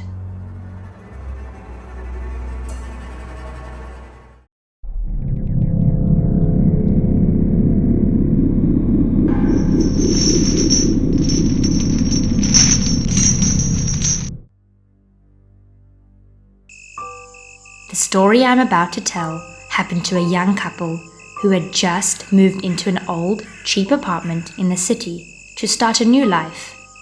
Ever since they moved into this new apartment, Umi was having the same nightmare every night. Higo was a hard-working man. He usually worked until 1-2 a.m. as he needed extra income to support his home. One night, as usual, Umi was having nightmares. She woke up in the middle of the night, screaming and panicking. Higo heard the screams and worried. He hurriedly left his work and ran to Umi. He could tell it must have been a terrible nightmare from the sweat rolling down her face. This happened a few more times until Umi decided to go to the hospital to get examined, but the doctors were unable to determine the cause of the nightmares. Higo had started to become anxious and stressed because of his wife's suffering. He needed to know what the nightmares were about. Seeing her husband distressed, Umi took a sip of water, regained her composure, and began to talk. She went on to tell him she had dreamed that she was lost in a country. In that country, she met two people. The first one was a woman who looked a little over 40 years old, and the second person was a kid, about 6 or 7 years old. They both had gloomy faces. She proceeded to tell him that she approached them regardless. It was in her nature to help, even in her dreams. The woman, crying, told Umi that she had been kicked out and chased away from their home by her husband's family. Umi's expression immediately changed. She was angry and upset. Before she could ask the reason, she heard footsteps coming from behind. Umi saw the mother and her child turn pale. The mother quickly grabbed her child and ran away. Before disappearing into the distance, the mother looked back at Umi with a desperate expression on her face. Umi was confused. She couldn't see them anymore, and just as she tried to take a step, a group of people walked past her, and in the dim light she saw their horrible faces. They were pale, with their skin filled with blisters and sores and maggots coming out of them, just like zombies. Her voice cracked and then stopped. Her husband stood there, feeling helpless and impotent. Umi had always been a delicate and sensitive person. Deep down inside, she knew this was not an ordinary nightmare. But because she had her husband to reassure her, she dismissed them and managed to find comfort. The next morning, Higo resigned from his job. He went out and bought some cakes, and then went to see a friend of his who was a psychiatrist. When he arrived, Higo told the whole story to his friend. His friend listened in silence. After he finished talking, his friend seemed surprised. He knew there was more to the story. Despite him being a doctor, he had a hunch that what was happening had a supernatural underlying, perhaps an omen from the underworld. These were just speculations from the doctor, but Higo was desperate to believe anything, and so he asked his friend for a solution. The psychiatrist pushed his glasses back in place and suggested they should both go to the place she saw in her dream. And so they did. Higo and his wife booked the first train to the countryside, to the place she had seen in her dreams. After traveling for 2 hours, they arrived in the countryside. They were lucky enough to meet a couple of friendly farmers who pointed them in the direction of the house from Umi's dreams. Once they arrived, they noticed how old the house was. Most of the paint on the door had peeled off. It looked like it had been abandoned for a year or two. The door was locked and the house seemed empty. Umi and Higo went back, disappointed for not having found anything helpful, but still determined to solve the mystery. Higo kept on reassuring his wife that everything would be okay and that they would eventually figure it out. They were both walking home along the pier when suddenly Umi's eyes lit up. She had an idea. Umi suggested they should go talk to the neighbors to see what they could find out. Fortunately, the people in this place were welcoming and friendly, so they took them into their home. Umi and Higo were offered some tea. They both sat down, a little more relaxed and glad to be around smiley faces. It did not take long until the neighbor told them to ask her what they had come there to ask. And so, Umi did not hesitate to ask about the mysterious house. As soon as the house was brought up, the neighbors' smiling faces suddenly changed. Noticing the change of expression, Umi and Higo guessed that it couldn't have been anything good. The kind neighbor hesitated at first, but after a moment of silence, she agreed to tell the whole story. She told them about the son from that family. Apparently, he was a womanizer who spent his days deceiving woman after woman. The son's name was Zen, and he, one day, broke up with a girl named Kara that he had been seeing when he found out she was pregnant. Desperate and heartbroken, Kara went to Zen's house, hoping that his parents would sympathize with her and talk some sense into their son. She was received with insults and curses. Zen's parents chased her away. Defeated and sad, she held her words back as tears poured down her eyes. But Zen's parents were unfazed. They pushed her and told her to leave. Thinking that there was just a misunderstanding, Kara tried to explain that the child in her womb was Zen's and asked them for support.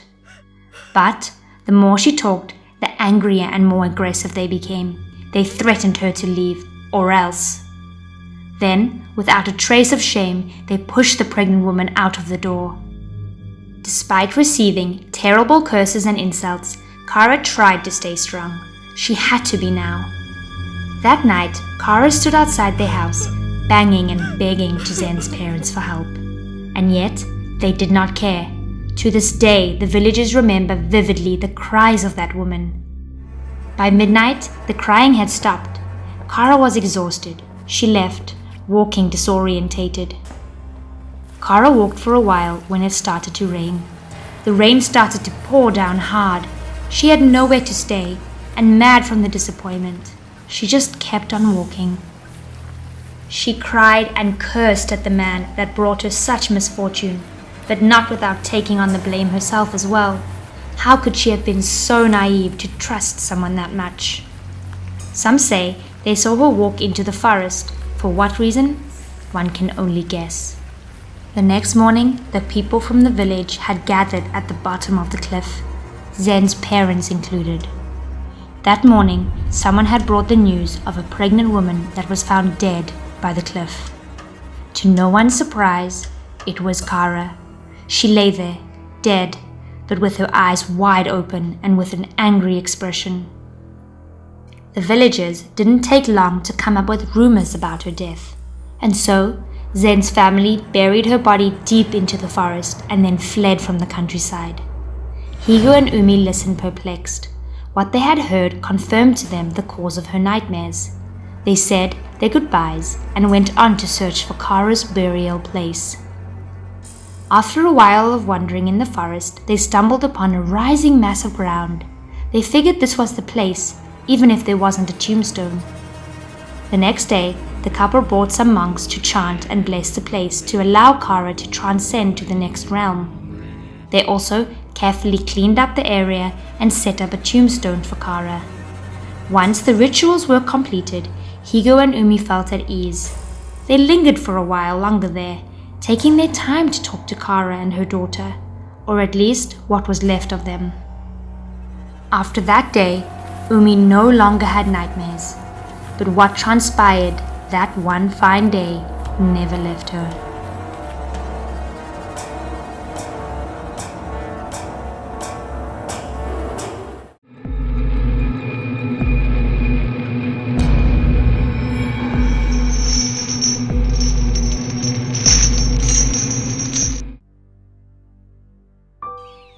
It began in a small northeastern mountainous village where old marriage practices were still in existence. Sumi was a beautiful girl who was blessed with great talents. Needless to say, the girl always got involved with the village men flirting with her. But they all shook their heads in boredom and quit as soon as they heard about the bride token. Those who wanted to marry the girl must be born from a wealthy and noble family. Only that way could they get the nod of approval. The bride token was up to 20 ounces of gold. Jiro, a young man who came from a deprived background, was told he'd never have the chance to marry the girl. In the village, there was also a young man named Kento who was head over heels in love with Sumi. This man was not poor at all, but since the bride price was so expensive, everybody told him to give up. Despite being advised by his friends, the man still became agitated and walked away as they didn't support him marrying Sumi. In order to have Sumi, Kento made a promise to himself that he would get rich.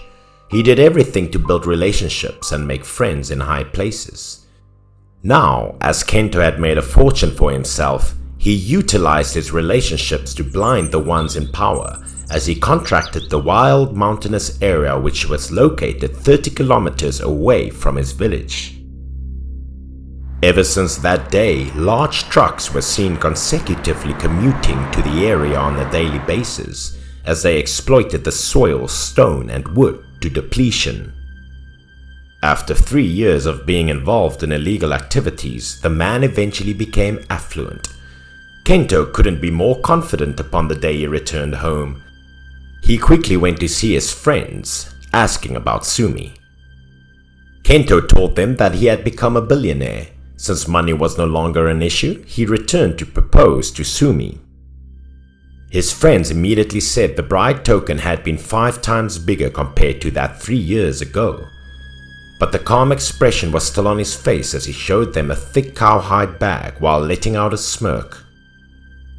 About Jiro, the poor guy.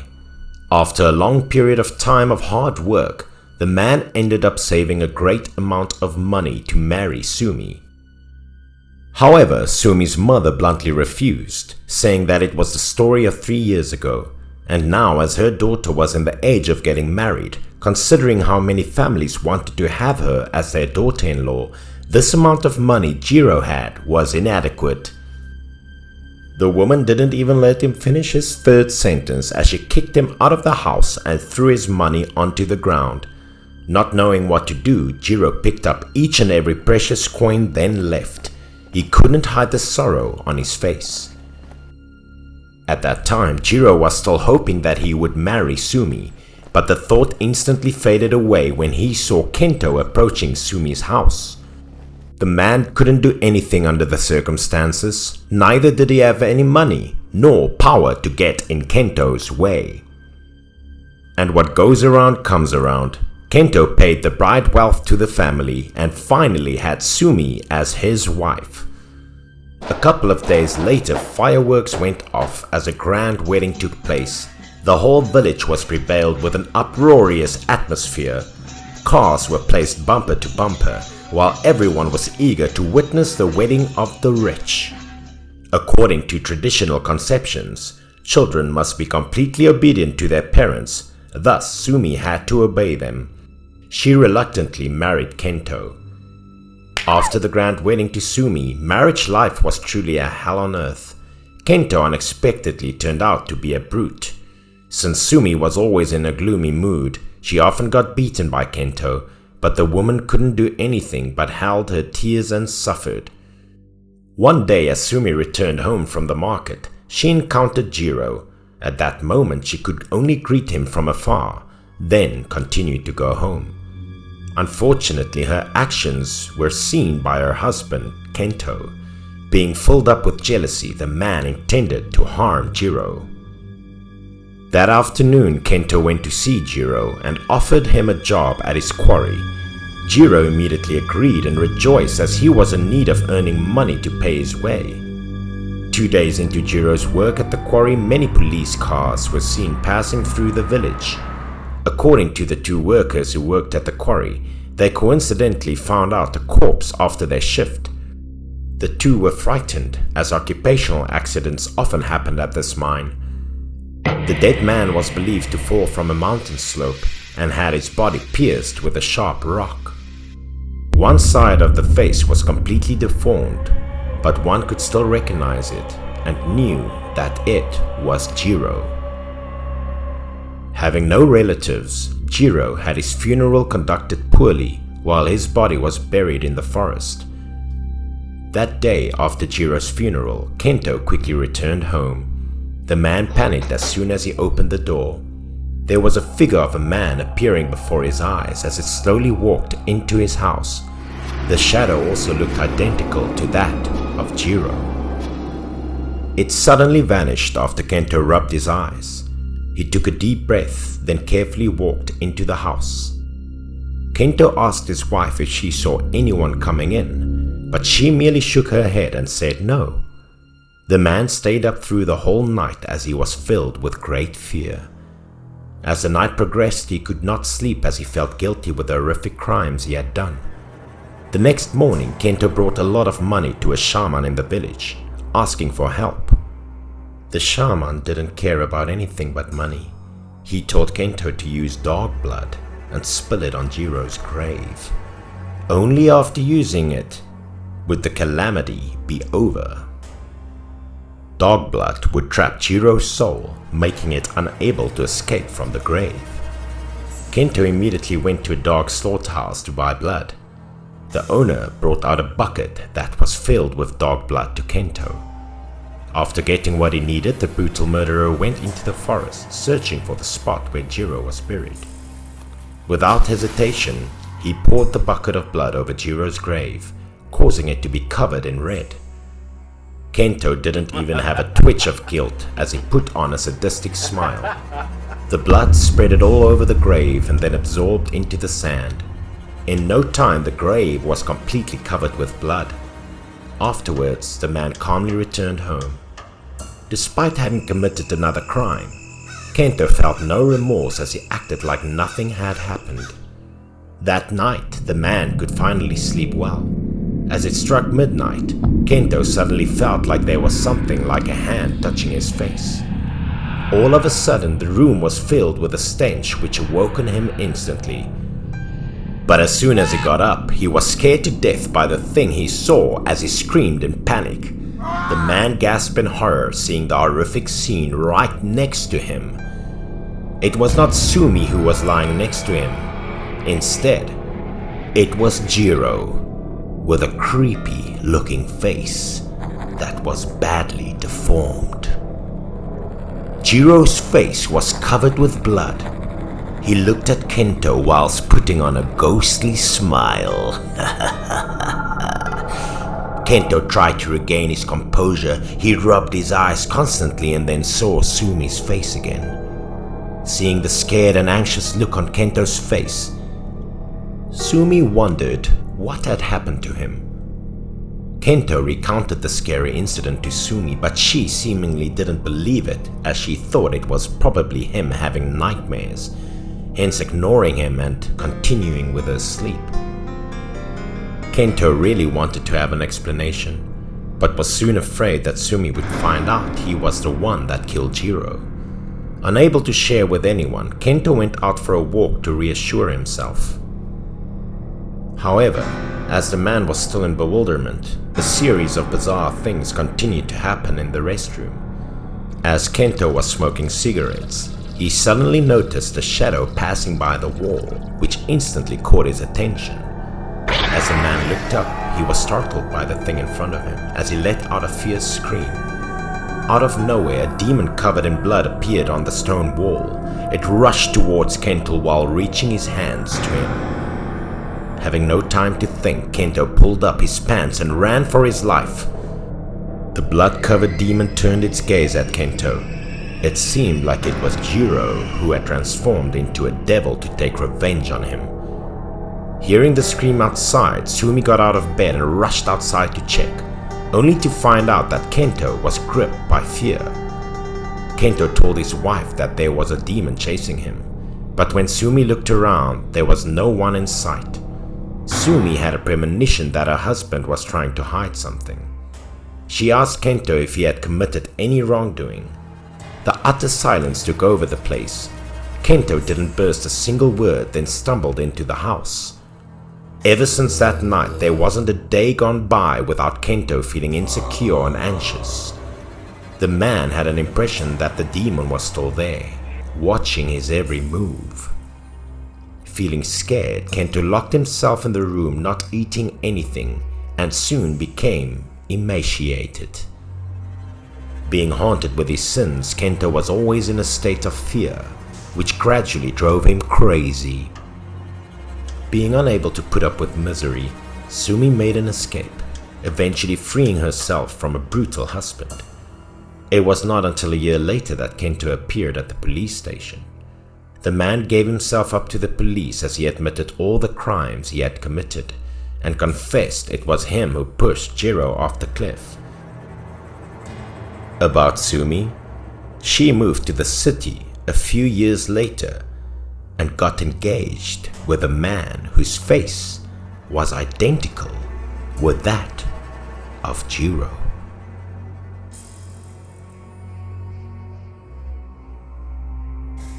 The Witch Reborn.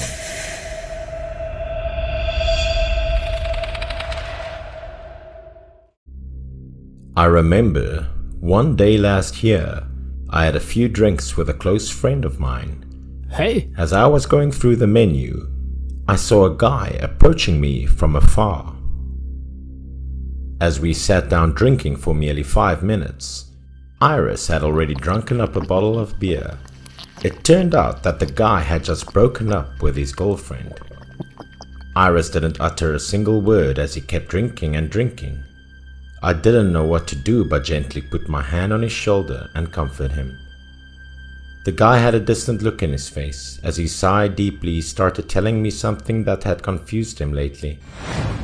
Iris and his girlfriend shared the same interest for horror movies. After getting to know each other, the two decided to begin a relationship. The girlfriend, despite having a keen interest in scary films, always pretended to be scared as she screamed and fell into Iris's arms. The sweetness in her eyes completely hypnotized him. On the two's 1-year dating anniversary, the girlfriend got a pair of tickets to a haunted house in a theme park. That day, despite being early for the hair-raising experience, they still had to wait in a long queue. Under the freezing weather, Iris felt a bit uncomfortable and discouraged. He told his girlfriend to come back later someday, but the girl insisted on staying as she wheedled Iris. The two continued to wait for their turn to get inside the haunted house in the cold weather. Their turn had finally come as they walked hand in hand into the scary place. Indeed, this haunted castle could easily make one's skin crawl the moment they stepped in. As the two walked upstairs, they saw a picture of a ghostly bride who had a bony skull, yet it didn't terrify Iris at all, as he found it pretty hilarious. The first room they got in was filled with scary disfigured dolls. At times, there were chuckles of children to be heard in the room. A doll suddenly stuck out its long tongue, but for Iris and his girlfriend, that wasn't enough to make them scared. The two then turned their gaze at a glass display filled with creepy-looking items inside, which amused the girl instantly. She expressed her amazement as she saw a doll with hollow eyes being hung from a tree, which confused Iris as he wasn't amazed by it at all. At that moment, Iris suddenly wanted to play a prank on his girlfriend. He told her to gaze at the doll as it would show her something special. The girlfriend listened to him as she fixed her eyes on the freaky doll. Seeing his girlfriend fiercely concentrating on the object, Iris quietly came from behind and then scared her, which made the girl scream out in fear. As she trembled, she turned around and saw Iris behind her. Her eyes blazed with horror and anger as she knew she was being teased.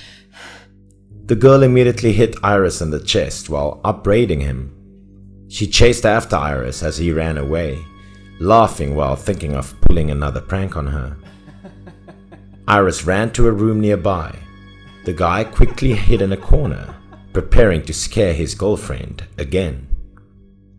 But the girl was nowhere to be seen as he kept waiting for her. Now Iris started feeling worried. Iris went outside, gazing at the dark hallway in front of him. There wasn't anyone in sight. Iris started feeling panic. He hurriedly looked for his girlfriend. As the man was extremely anxious, he came across a room with a wooden door being slightly opened. Iris twisted the doorknob. He had a hunch that his girlfriend was hiding in the room. No sooner had Iris opened the door than he called out the girl's name. Strangely, there was no one there. There was merely a wooden coffin which was covered with a thin veil placed in the room. Burning candles were also seen on top of the coffin. Iris gently pulled the veil aside.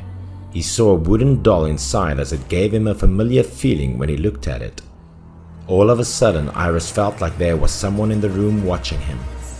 As Iris looked away, the doll suddenly got up as it made some mechanically eerie sounds. The doll's action didn't startle him, but its voice was so familiar to him that it made him turn around immediately. Iris was horrified to see that the doll now was replaced by his girlfriend. The girl started saying something as the two sharp fangs slowly sticked out of the corners of her mouth. Iris was terrified.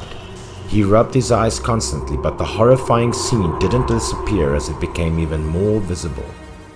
Despite being scared, Iris still plucked up his courage and went to the girl, checking up on her. Unexpectedly, the girl opened her mouth wide, revealing many sharp teeth which looked creepy. Iris was startled to death. He panicked as he pushed the girl away. How bizarre it was before his eyes now was just an inanimate wooden doll. Feeling fearful, the man leaned against the wall as he regained his composure. He reassured himself that perhaps it was just him having a hallucination. A few seconds later, as Iris finally became stable, he intended to get out of the place and ask for help. Iris rushed to the door. Never in his life had he endured this much of fear and anxiety. Fortunately, there was an alarm bell next to the door. Iris pressed it to inform the staff to arrive. One of them quickly came to Iris as he reassured him to stay calm whilst waiting for the ancillary staff. As the bell stopped ringing, Iris sighed deeply, looking around as he saw a familiar figure slowly approaching him. It was his girlfriend. Needless to say, the man was thrilled as he called her name loudly. But the thing behind the glass door had changed. Iris's girlfriend had disappeared instead. There was only a scary female ghost with her long hair. The man rushed outside in fear as he shut the door firmly. The unmoving look on his face when he first came into the haunted house had faded away. Iris had his eyes closed tightly for a while, then he slowly opened them. In the next room, the girlfriend reappeared. A female voice called out from behind Iris. He turned around and saw his girlfriend standing next to the coffin. Even though Iris was filled with fear, he still ran to his girlfriend without hesitation. However, the girlfriend walked away while Iris was chasing after her down the hallway. Then they moved to another room. As Iris had just made it to the room, he was stopped by two creepy dolls. Hence losing track of his girlfriend, inside the room a cross was seen with a dress hanging from it. The fearful expression was clearly shown on his face. It was the dress of his girlfriend, one that she usually wore. How did it get here? At that moment, someone quietly put their hand on Iris's shoulder. Iris was startled, yet didn't dare to turn and look who that was. Shortly after, a voice of a young man was heard. "Sir, are you the one that called the ancillary team for assistance?" Iris breathed a sigh of relief. He turned to see the man and inform him about the disappearance of his girlfriend. The male staff told Iris that his girlfriend had left the place earlier. Afterwards, the guy accompanied Iris to the exit way. Indeed, as Iris got outside, he saw his girlfriend waiting for him at the gate. The man quickly ran to his girlfriend. He grabbed her hands and then apologized. Yet the girl didn't say a word. She withdrew her hands from his, then broke up with him to the man's amazement. Iris quickly hugged the girl as he begged her to listen to him explaining, but it didn't make her feel less angry as she pushed him away and told him to get away from her. The girl then turned around and walked away, leaving Iris behind. Of course, Iris wouldn't let his girlfriend stay mad at him like that. He chased after the girl and stopped her. But he was startled to see the face of his girlfriend now being replaced with that of a doll, which was covered with cracks, looking terrifying. Iris was frozen. His face turned pale. He speechlessly looked at the girl walk past him as if they were two strangers. As soon as he returned home, Iris made phone calls to her, but it didn't help him at all. Knowing it was useless for him to talk to her on the phone, Iris went to the apartment at which the girl stayed, in the hope of changing her mind. That day the girl wore a lot of makeup, which was quite out of character. As Iris went to see his ex-girlfriend, he saw her hand in hand with another man, looking happy. Not only that, the girl even gave the man a passionate kiss when they were at an alley, which left Iris heartbroken. In the dim light, Iris once again saw the creepy face of the doll he saw in the haunted castle. Iris had thought about it for a while. He wondered if it was the ghosts disguised as a doll. If they had taken control of his girlfriend's body and made her act like that. Later, Iris went to the girl's workplace, asking the workers about her, but they told him that she had resigned from her job and went somewhere else. Iris cried a lot as he recounted the story to me. I didn't know if it was the breakup or the awful experience he had at the haunted house that caused him to be like that. Only until later did we find out that the haunted castle had disappeared as no one knew about its current location. Lately, Iris came across a picture of his ex-girlfriend on Facebook. The girl had begun a relationship with another man, yet he looked like a dead body. Iris wondered if he should send her a message, but eventually he chose to give up on her and move on with his life.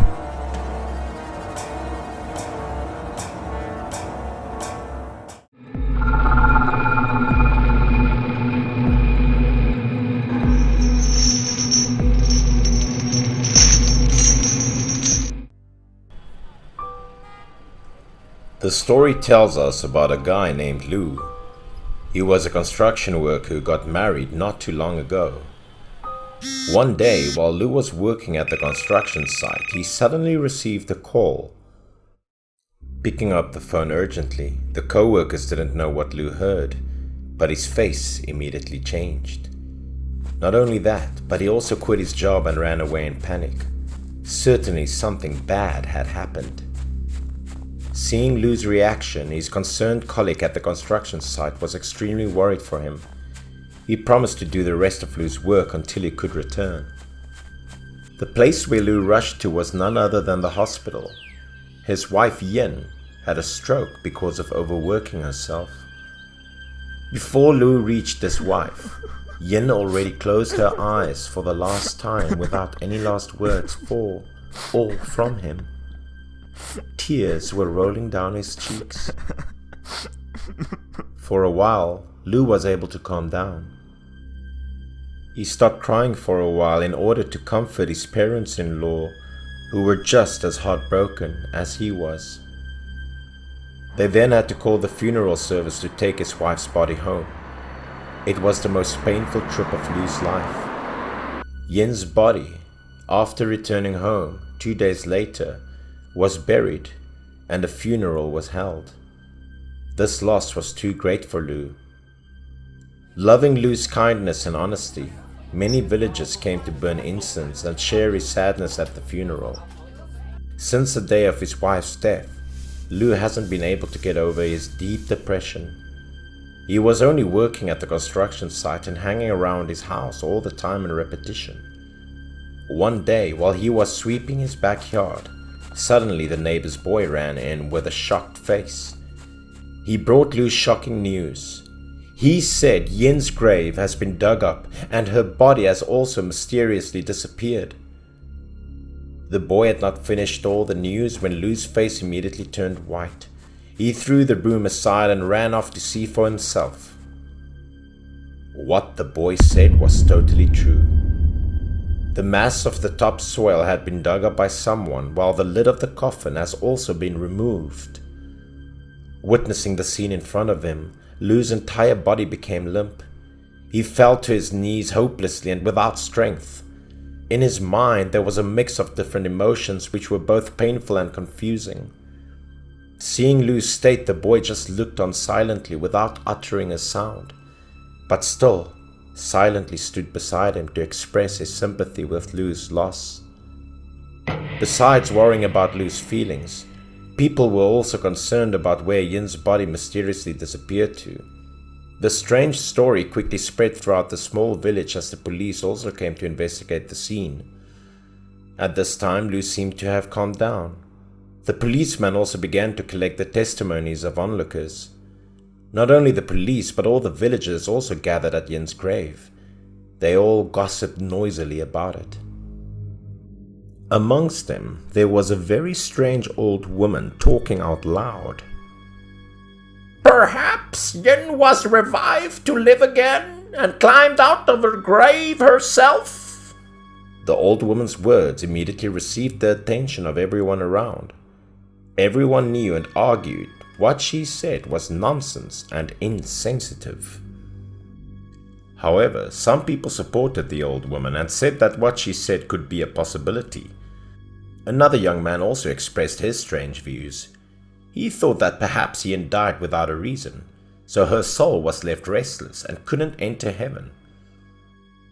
Multiple people came with different points of views and quarreled and debated without end. But who was right and who was wrong, nobody knew, as it was all one big mystery. The investigation didn't seem to have any unusual factors or helpful leads, and the testimonies of people didn't help too much either. So the case went into deadlock. As 1 day, 2 days, and a week have passed, Yin's body was not found yet, and Lou's mood had gotten worse. Thinking of his wife, he couldn't sleep, so he drank alcohol. He drank so much until he passed out. But his sleep only lasted a few minutes, since his body started making strange impulses and movements. Lou was dreaming of his wife. How strange! In this dream, she was wearing a white dress and wedding accessories. With a trembling voice, Yin kept calling for help. Without considering the reality of the matter, Lou rushed over to hug Yin without listening to the words she was saying. While he was running to her, Yin suddenly disappeared. Then, in a flash, she appeared behind him to Lou's surprise. When Lou even didn't understand what was going on, he heard her voice calling for help once again. After that, she turned away. Lou stood alone in the dark space to look for Yin. He called his wife's name hoarsely, but to no avail. When he woke up, Lou's mouth kept calling out his wife's name. He painfully realized that it was just a dream. Lou couldn't stop thinking about it though. He really couldn't remember what his wife said before leaving. With a confused mood, Lou went to the other village to visit a friend. This was his friend from the construction site. Lou didn't hide anything. He told his friend everything from the wife's missing body to the dream he had last night. Hearing Lou's story, his face immediately changed. He replied to Lou that maybe he developed mental health problems and thus started hallucinating. Lou felt his friend wasn't believing. The friend even concluded that Lou was not mentally healthy, and therefore Lou was quite upset and responded a bit aggressively towards his friend. With a serious face and a sharp voice, Lou confirmed that his wife was definitely trying to tell him something. But no matter how serious Lou appeared to be, his friend could not believe such devilish stories. To help his friend overcome his sadness, he took Lou to go around the market. but it seemed that the bustle of the countryside market could not improve Lou's mood. After walking for a while, his friend suddenly stopped. He looked so surprised. He saw a wedding clothing stall. He couldn't imagine that wedding dresses could even be sold at this market. Because of the friend's interest, he asked Lou to take a look at the stall. Because of the enthusiasm of the friend, Lou agreed to have a look. Then, as soon as he took a glance at something, his face immediately changed. Inside the clothing stall, there was an outfit that looked exactly the same as the one Yin wore in his dream last night. Of course, Lou couldn't just leave. He rushed inside to ask the seller about it. He pointed at the outfit and asked her, "Excuse me, has anyone bought this outfit in recent days?" She answered that this was the newest outfit in the stall, and the first one was sold on the same date that Yin's body disappeared. She added that the person who bought it was the man who had just left her stall. He also bought hair clips. Saying nothing, Lou immediately chased after the man despite the advice to stop from his friend. Although everything was still not really clear, Lou also had a hunch that he would find his wife's body. Because the friend couldn't leave Lou alone, he also followed shortly behind Lou. The longer they followed the man, the more they felt like there was something odd about him, as the man showed unusual behavior which made him seem psychopathic by nature. After a long time following the strange man, they stopped in front of a house. Despite being a bit hesitant, they finally decided to open the gate and go inside the house. It was a big house like no other normal ones. They took notice of the Chinese symbol word for happy on the door. Lou didn't want to leave. The friend kept trying to convince Lou to leave because it was very embarrassing and impolite to break in someone's house without permission. But no matter what the friend said, Lou insisted on his intentions and walked silently over to the window and looked inside. Moments later, his face looked extremely angry. Lou kicked the door very hard. The friend who was discouraging Lou could not utter a word when the door opened. The scene in front of them was really terrible. The body in wedding clothes lying on the bed was Yin's, and the psychopath appearing to be a necrophiliac who was guilty of removing Yin's body was standing right there. After witnessing the scene, Lou immediately leaped towards the psychopath to beat him up, which he did. After all that transpired, the culprit was apprehended and arrested, all thanks to the strange dream Lou had. It would seem that Yin's soul indeed communicated with him in his dreams. Yin's body was returned to its resting place, but the pain in Lou's heart still wouldn't fade away easily.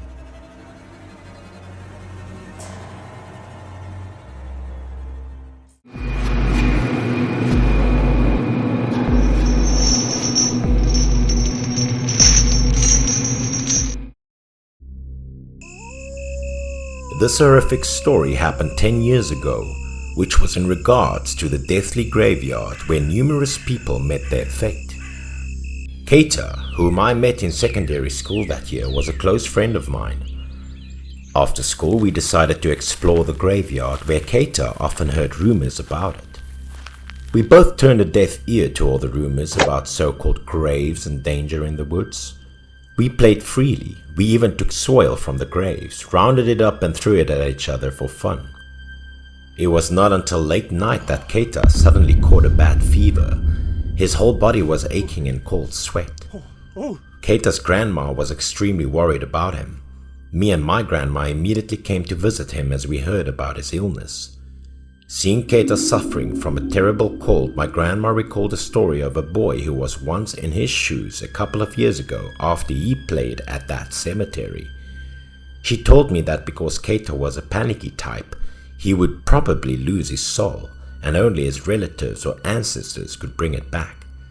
Keita's grandma instantly asked my granny how to do it, and she then told us she should be the one to call Keita's soul back.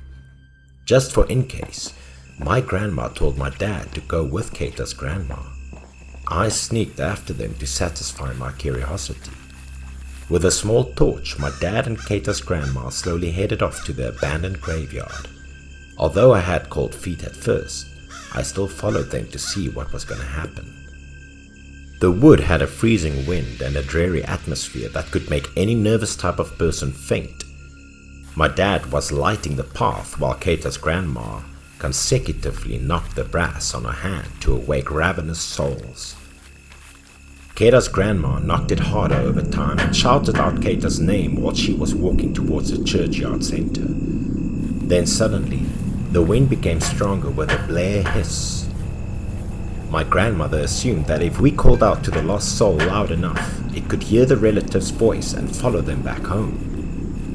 I observed this in silence, even though it was terrifying to see Keita's grandma keep hitting the brass in order to entice his soul to follow them back. Surprisingly, Keita was able to get up and was eating away at food as we arrived back home. He ate the dumplings like a horse while consisting of a weird complexion and dribbling sweat. Keita's grandma was on cloud 9 to see a beloved grandson regain his self-conscious. She quickly embraced him. Nevertheless, Keita ignored his grandma and insisted on consuming the dumplings. The day after, seeing him in class, I instantly ran to his seat and asked whether he was feeling better. In response, Keita didn't even notice me as he consumed his meal.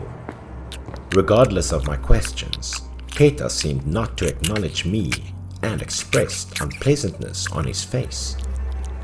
During school lunch, Keita finished his meal and then surreptitiously stared at everybody taking out their lunch. Keita sat next to a boy in class. When he saw the boy's cake, his mouth started watering while gazing at the piece of cake. He could not contain his ravenous appetite.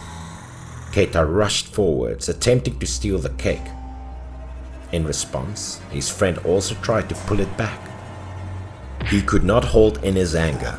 The boy simultaneously cursed and hit Keita. But it was nonsense. Keita was not only unaffected by this, but also devoured the cake unapologetically. Despite being thrashed, Keita still minded his own business. Keita's strange behavior amazed his friends. When Keita almost finished eating, he was totally out of steam, lied down on the ground, gasped for breath, with eyes splashed in that of a red blood color. After a while, he continued to crawl on the floor to eat scattered pieces of cake in the presence of everyone. Non-stop. To everyone's amazement, he went to every table in class and collected all the lunch boxes around. It was like Keita had been starving for years. He ate relentlessly. In order to address the problem, the principal called Keita's grandma to take him back home. Keita's grandma was extremely freaked out. She took him to the hospital right after. However, the doctor claimed Keita was in a perfectly healthy condition. Not within a day, the rumors had it that a hungry ghost in the wasteland had been mistakenly called instead of Keita's soul. Even right next door, 2 women gossiped about Keita's story and decided to ostracize him for good. Keita's grandma lost her temper and scolded them for backbiting her beloved grandson in order to protect him. All of them contemptuously isolated Keita's grandma, thus pushing her to stranded misery. She tried to stay strong and persistently took care of Keita.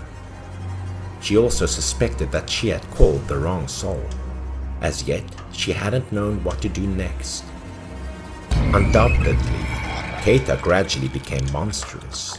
He ate unprocessed foods. What's worse, he even stole a live chicken to drink its blood and eat it raw. At this point, she knew for sure that she had mistakenly called the hungry demonic spirit at that graveyard, so she had to unwillingly lock him up as the last resort. In the known of Keita's situation, I brought him food every day. Inside the locker, Keita huddled pitifully in the corner of a dark room where a little light crept in. All the questions kept popping up in my head. Was that miserable entity possessing Keita? I assured myself that perhaps he was just sick and he would be on the mend soon. But the gore in my sight as Keita turned around frightened the life out of me. He was feasting on a live rat. He glanced at me with bloodshot eyes. I was haunted with a sense of horror. A couple of days later, my grandma told me to visit Keita. She wanted to test holy water in order to expel the demon from his body. Thinking of the recent horrors, I didn't want to stay, but couldn't help but do anything else but go to Keita's home with my grandma as she wished it. As soon as we walked through Keita's door, we suddenly smelled a strong stench which was stinking from inside. Promptly we continued to see what was going on. We navigated the house from top to bottom. It was covered with bloodstains, tracked into a blood-red path that led to a corner. I had a bad feeling as we followed the stains. The deeper we went into the house, the more unsavory the smell got. I could not stand the stinky stench of blood, plus the disgusting smell of a decomposing corpse. My head kept spinning around with an overwhelming feeling of throwing up. Next, the terrifying scene was beyond all my imagination. Keita was bent over devouring something. He was tearing his grandma apart while devouring her. Her eyes were still open but blinded white, which gave me goosebumps. Keita ignored our presence. He chewed on his grandmother's arm, ripped every piece of meat into his mouth with eyes full of barbarism. He was devouring his own grandma. That's when I realized that the creature over there was no longer Keita. It turned out to be a starving demon. I shouted out in panic. I couldn't stand the gore as my grandma fainted. All the food in the basket was scattered everywhere on the ground. Too afraid, I quickly rushed out, calling for help. The villagers quickly came to restrain Keita and locked him up in a closed room, tightly tying him up to a chair. Later on that terrible day, Keita was said to have passed away. Yet the information was still unclear. The rumors had it that Keita turned insane as he killed his own grandma. Others said that was because Keita's grandma had mistakenly called out a starving devil from the graveyard. The story has not met its conclusion and left me obsessing over it for the rest of my life.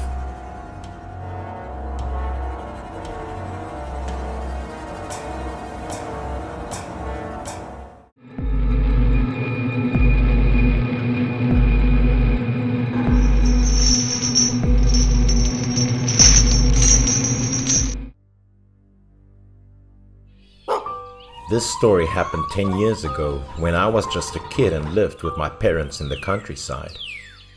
At that time, my village had an old 2-story house. If it hadn't been abandoned, it would have been the biggest house there.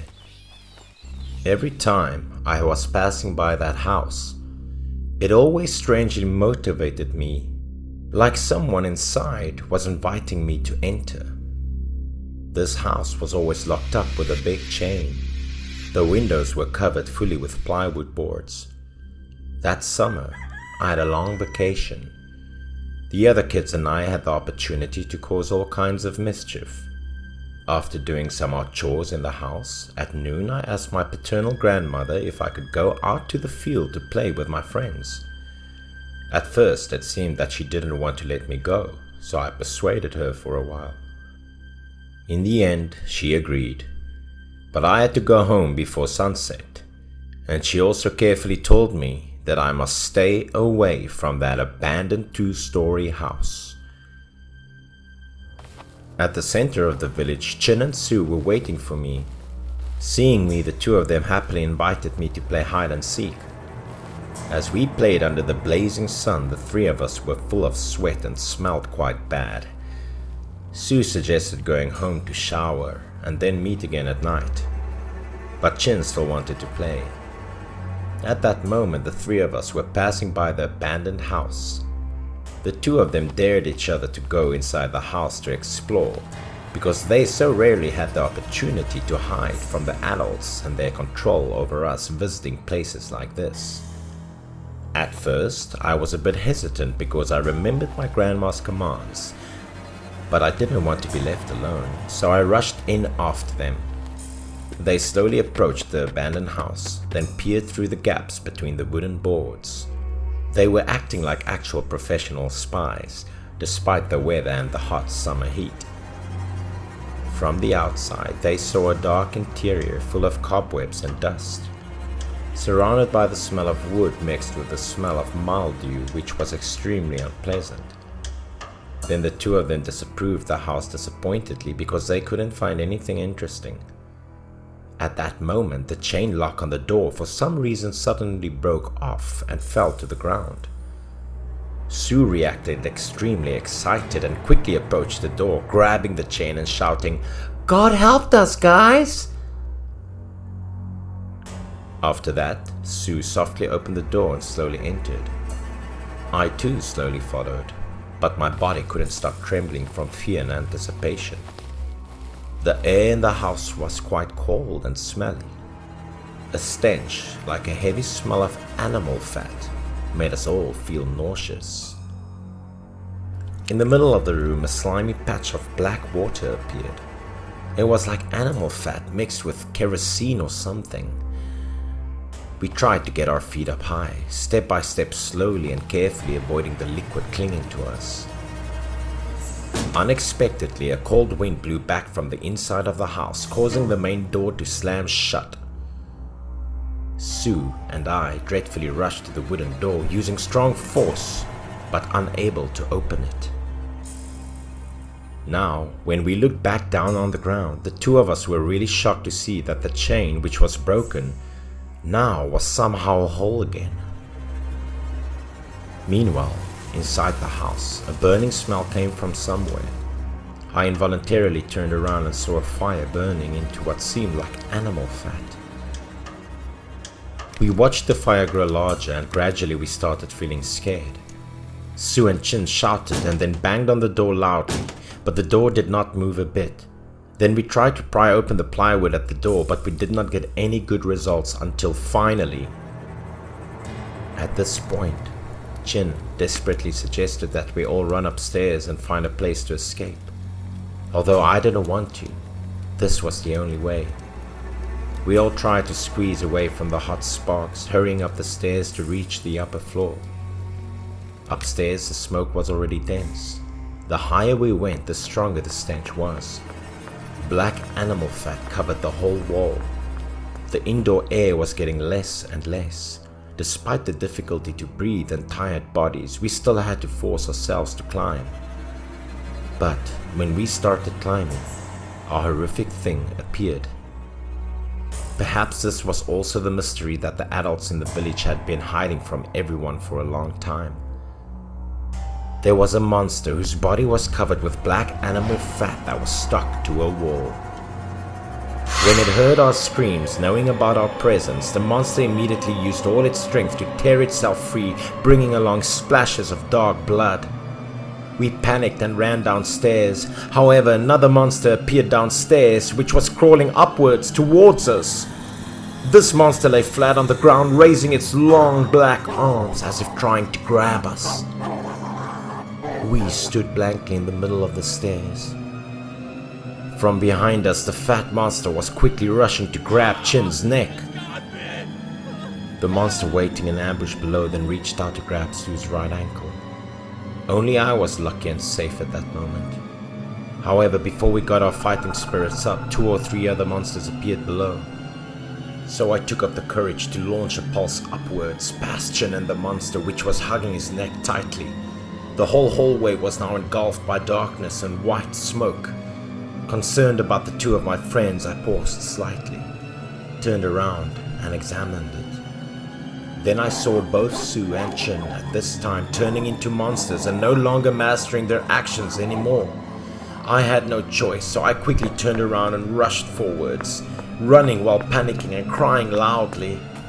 At that moment, another monster appeared right in front of me, blocking the way. But strangely, this monster just stood there. Then it screamed a few sounds that made the bricks on the ceiling fall down in pieces. I was scared, rushing into a nearby room to escape. In the room there was a large window which was covered by plywood panels, but a patch was broken enough to reveal light rays from outside.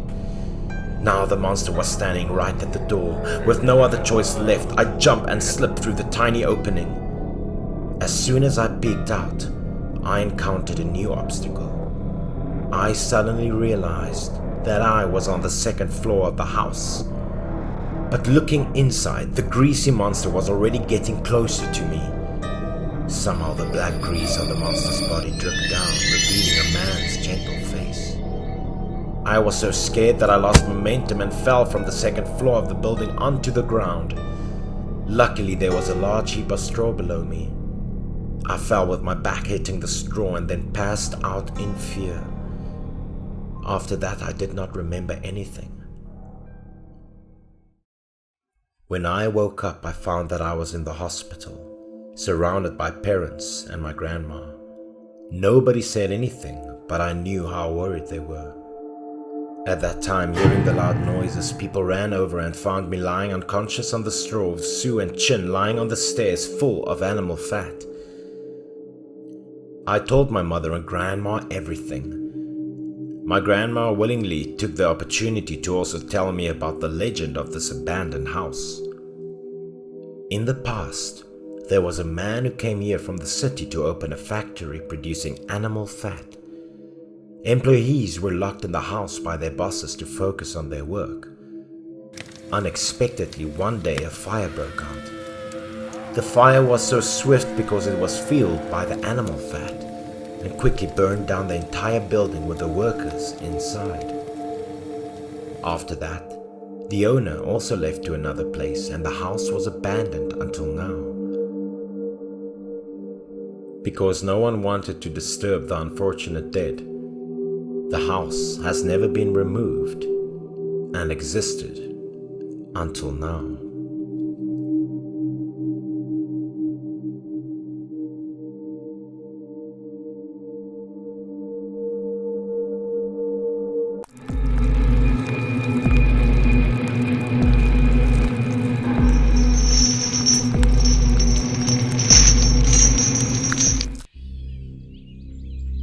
I was told this very scary story which took place 20 years ago by a nurse who also happened to be one of my colleagues. Back when she was young, she volunteered for the local medical team and had encounters with many spooky things. Since I didn't have much work to do on that day, I told her to recount the story. Back in the days, besides doctors, there were also Taoists who claimed that they could cure people. One of the female nurses said that it was just superstition as it sounded too good to be true for a Taoist to cure someone. I then told her that there were mysterious things happening long ago yet hadn't been scientifically explained yet. We started listening to the woman's story. That year, her medical team was sent to a mountainous area for conducting a survey as a medical center was soon to be opened there. The village head was a man named Shin. He told the team to stay at the infirmary as he would assist them if they needed any help. The team leader asked Mr. Shin where he kept the herbs, then assigned the tasks to his teammates.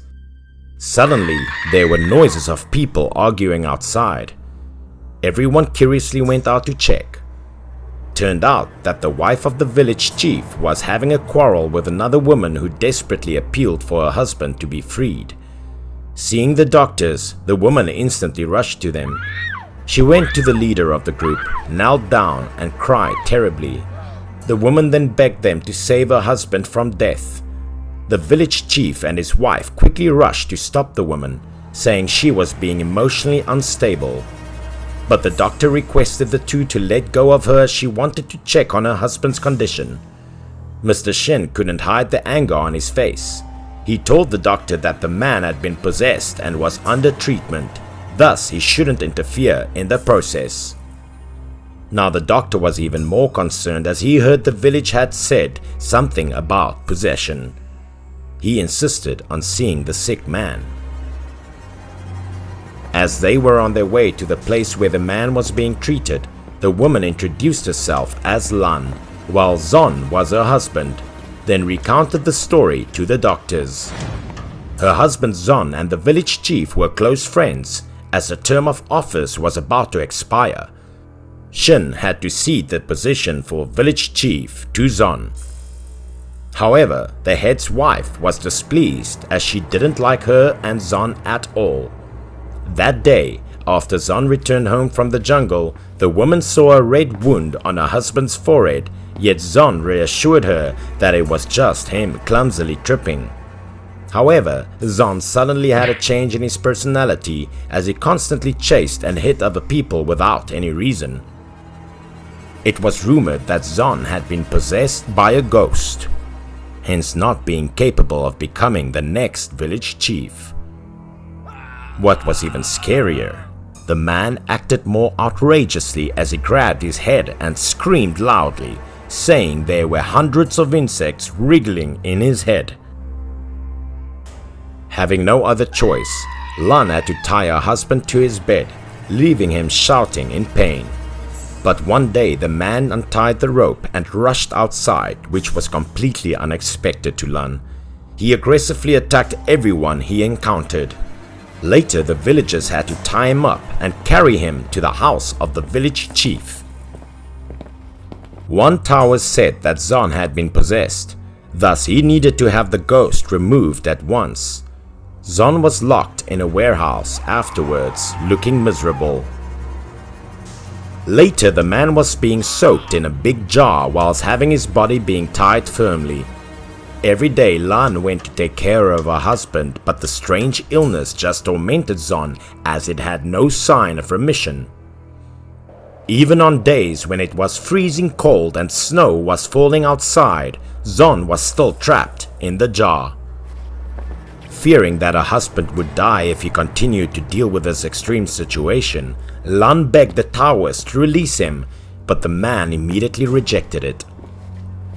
Being furious, Lan rushed to her husband, intending to set him free, yet instantly got stopped by the villagers. The village chief's wife closed the door tightly, sarcastically told Lan that her husband was unworthy of governing the village, then kicked her out. Lan was heartbroken to recount the story. She neither believed her husband was possessed nor could be cured by that Taoist. As they finally arrived at the place, the scene appeared before their eyes freaked them out the moment they opened the door. Zon looked extremely fatigued. He was trembling from the freezing cold while his body was tied firmly. The water surface had also frozen. How could it be tolerable for a human being to endure all of this? The doctors quickly carried him out to the jar. Everyone was stunned. They wondered how the man was being treated in such a wrongfully strange way. The Taoist was also there. He looked worried, as if he was in fear of something. Meanwhile, the villager's head's wife was saying something under her breath as she disdainfully gazed at the doctors. Zon was rushed to the hospital afterwards. His whole body was covered with sores. However, the man didn't make it as the sores became larger. He foamed at the mouth and died tragically. But the moment before he died, the man had held the chief's name and pointed his finger at him. Alan felt an immense pain in her heart as she witnessed the death of her husband. The female nurse had a suspicion that this incident had something to do with the village head and his wife. Lan returned home with great sadness while the villagers were still gossiping. They said Zon had done many bad things before, hence not being saved. Later that afternoon, the group of doctors had a discussion as the main doctor believed that the man had been killed by an abnormal parasite. The rest of the group was assigned to go out and inform the villagers that the man had died from a parasitic disease, not demonic possession. After telling the villagers to be cautious about the virus, the female nurse gazed at Lan's house. As she headed to the house, she saw two children running past her while yelling loudly. The female nurse kept walking. As she gazed inside, she saw Lan was comforting her son. Lan told her that her son was teased by some other kids, thus she chased them away. A while later at the riverbank, the two kids that the female nurse had previously encountered were found dead, drowning. What was more horrifying, there were sores appearing on the two corpses, which similarly happened to Zon. The villagers believed it was the ghost of Zon that sought revenge on them. One of the two children who died at the scene was that of the village chief. Hearing people say Lan had chased the two kids moments earlier, the wife became furious as she claimed it was Lan's fault that caused the death of her child. The wife aggressively rushed to Lan's house. She slammed the door, intending to hurt her. Unfortunately, as she kicked on the door, the roof tiles dropped from above and landed on her head. She screamed painfully as blood slowly dripped down. Lan and the female nurse was stunned to witness the scene. The nurse quickly checked on her, but it seemed like the severe injuries had made her lose consciousness. After the woman was taken to the infirmary, she suddenly acted crazy as soon as she awoke. The woman was tied to the bed right away. What terrified those present at the scene was the woman started having sores all over her body. The woman quickly got frightened as she didn't expect herself to endure this horrific disease. The female nurse quickly informed the village head on his wife's condition. The main doctor expressed his disappointment as he told Shin that his wife had been infected with the parasite that had killed Zon. Since the symptoms developed too quickly, there was just a slim chance for her to make it out alive. Shin refused to believe the doctor as he called some of the villagers to help him bring his wife to the Taoist, asking him to remove the ghost from her. The villagers quickly gathered in front of the Taoist's house. They seemingly didn't believe the doctors either. The main doctor told the nurse that he still hadn't figured out how the parasitic virus was transmitted, as some got infected by it while others didn't. All of a sudden, from inside the house, there were piercing screams which aroused the amazement of those who gathered outside. Shortly after that, they frantically ran away, which created absolute chaos. The female nurse rushed inside the house to check. The scary scene in front of her eyes instantly made her skin crawl. The village head's wife had died as she laid in a pool of blood, with foam in her mouth and sores spreading on her body just like Zon. However, it was another thing that caused her death. Laying next to the woman was the Taoist. Turned out that Mr. Shin had beaten his wife to death with a bar as he claimed the two had gone crazy and Zon was there to take revenge on them. Later that evening, Mr. Shin had ended up being killed the same way as he foamed at the mouth while having sores and parasitic worms all over his body. Lan was in utter confusion as she couldn't figure out why she and her child weren't infected. According to the doctor, it was the wounds and injuries that allowed this parasitic virus to be transmitted. They only survived for a short period of time in natural environments, but could extend their lifespan if they stuck to open wounds. After the incident, a team of researchers on parasitic viruses was sent to the village. They quickly disinfected the whole area, and no one had contracted the strange disease ever since. After the female nurse finished her story, she still had no idea there was actually a deadly virus in the village, or was it just the ghost of Zon that caused the horrific incident?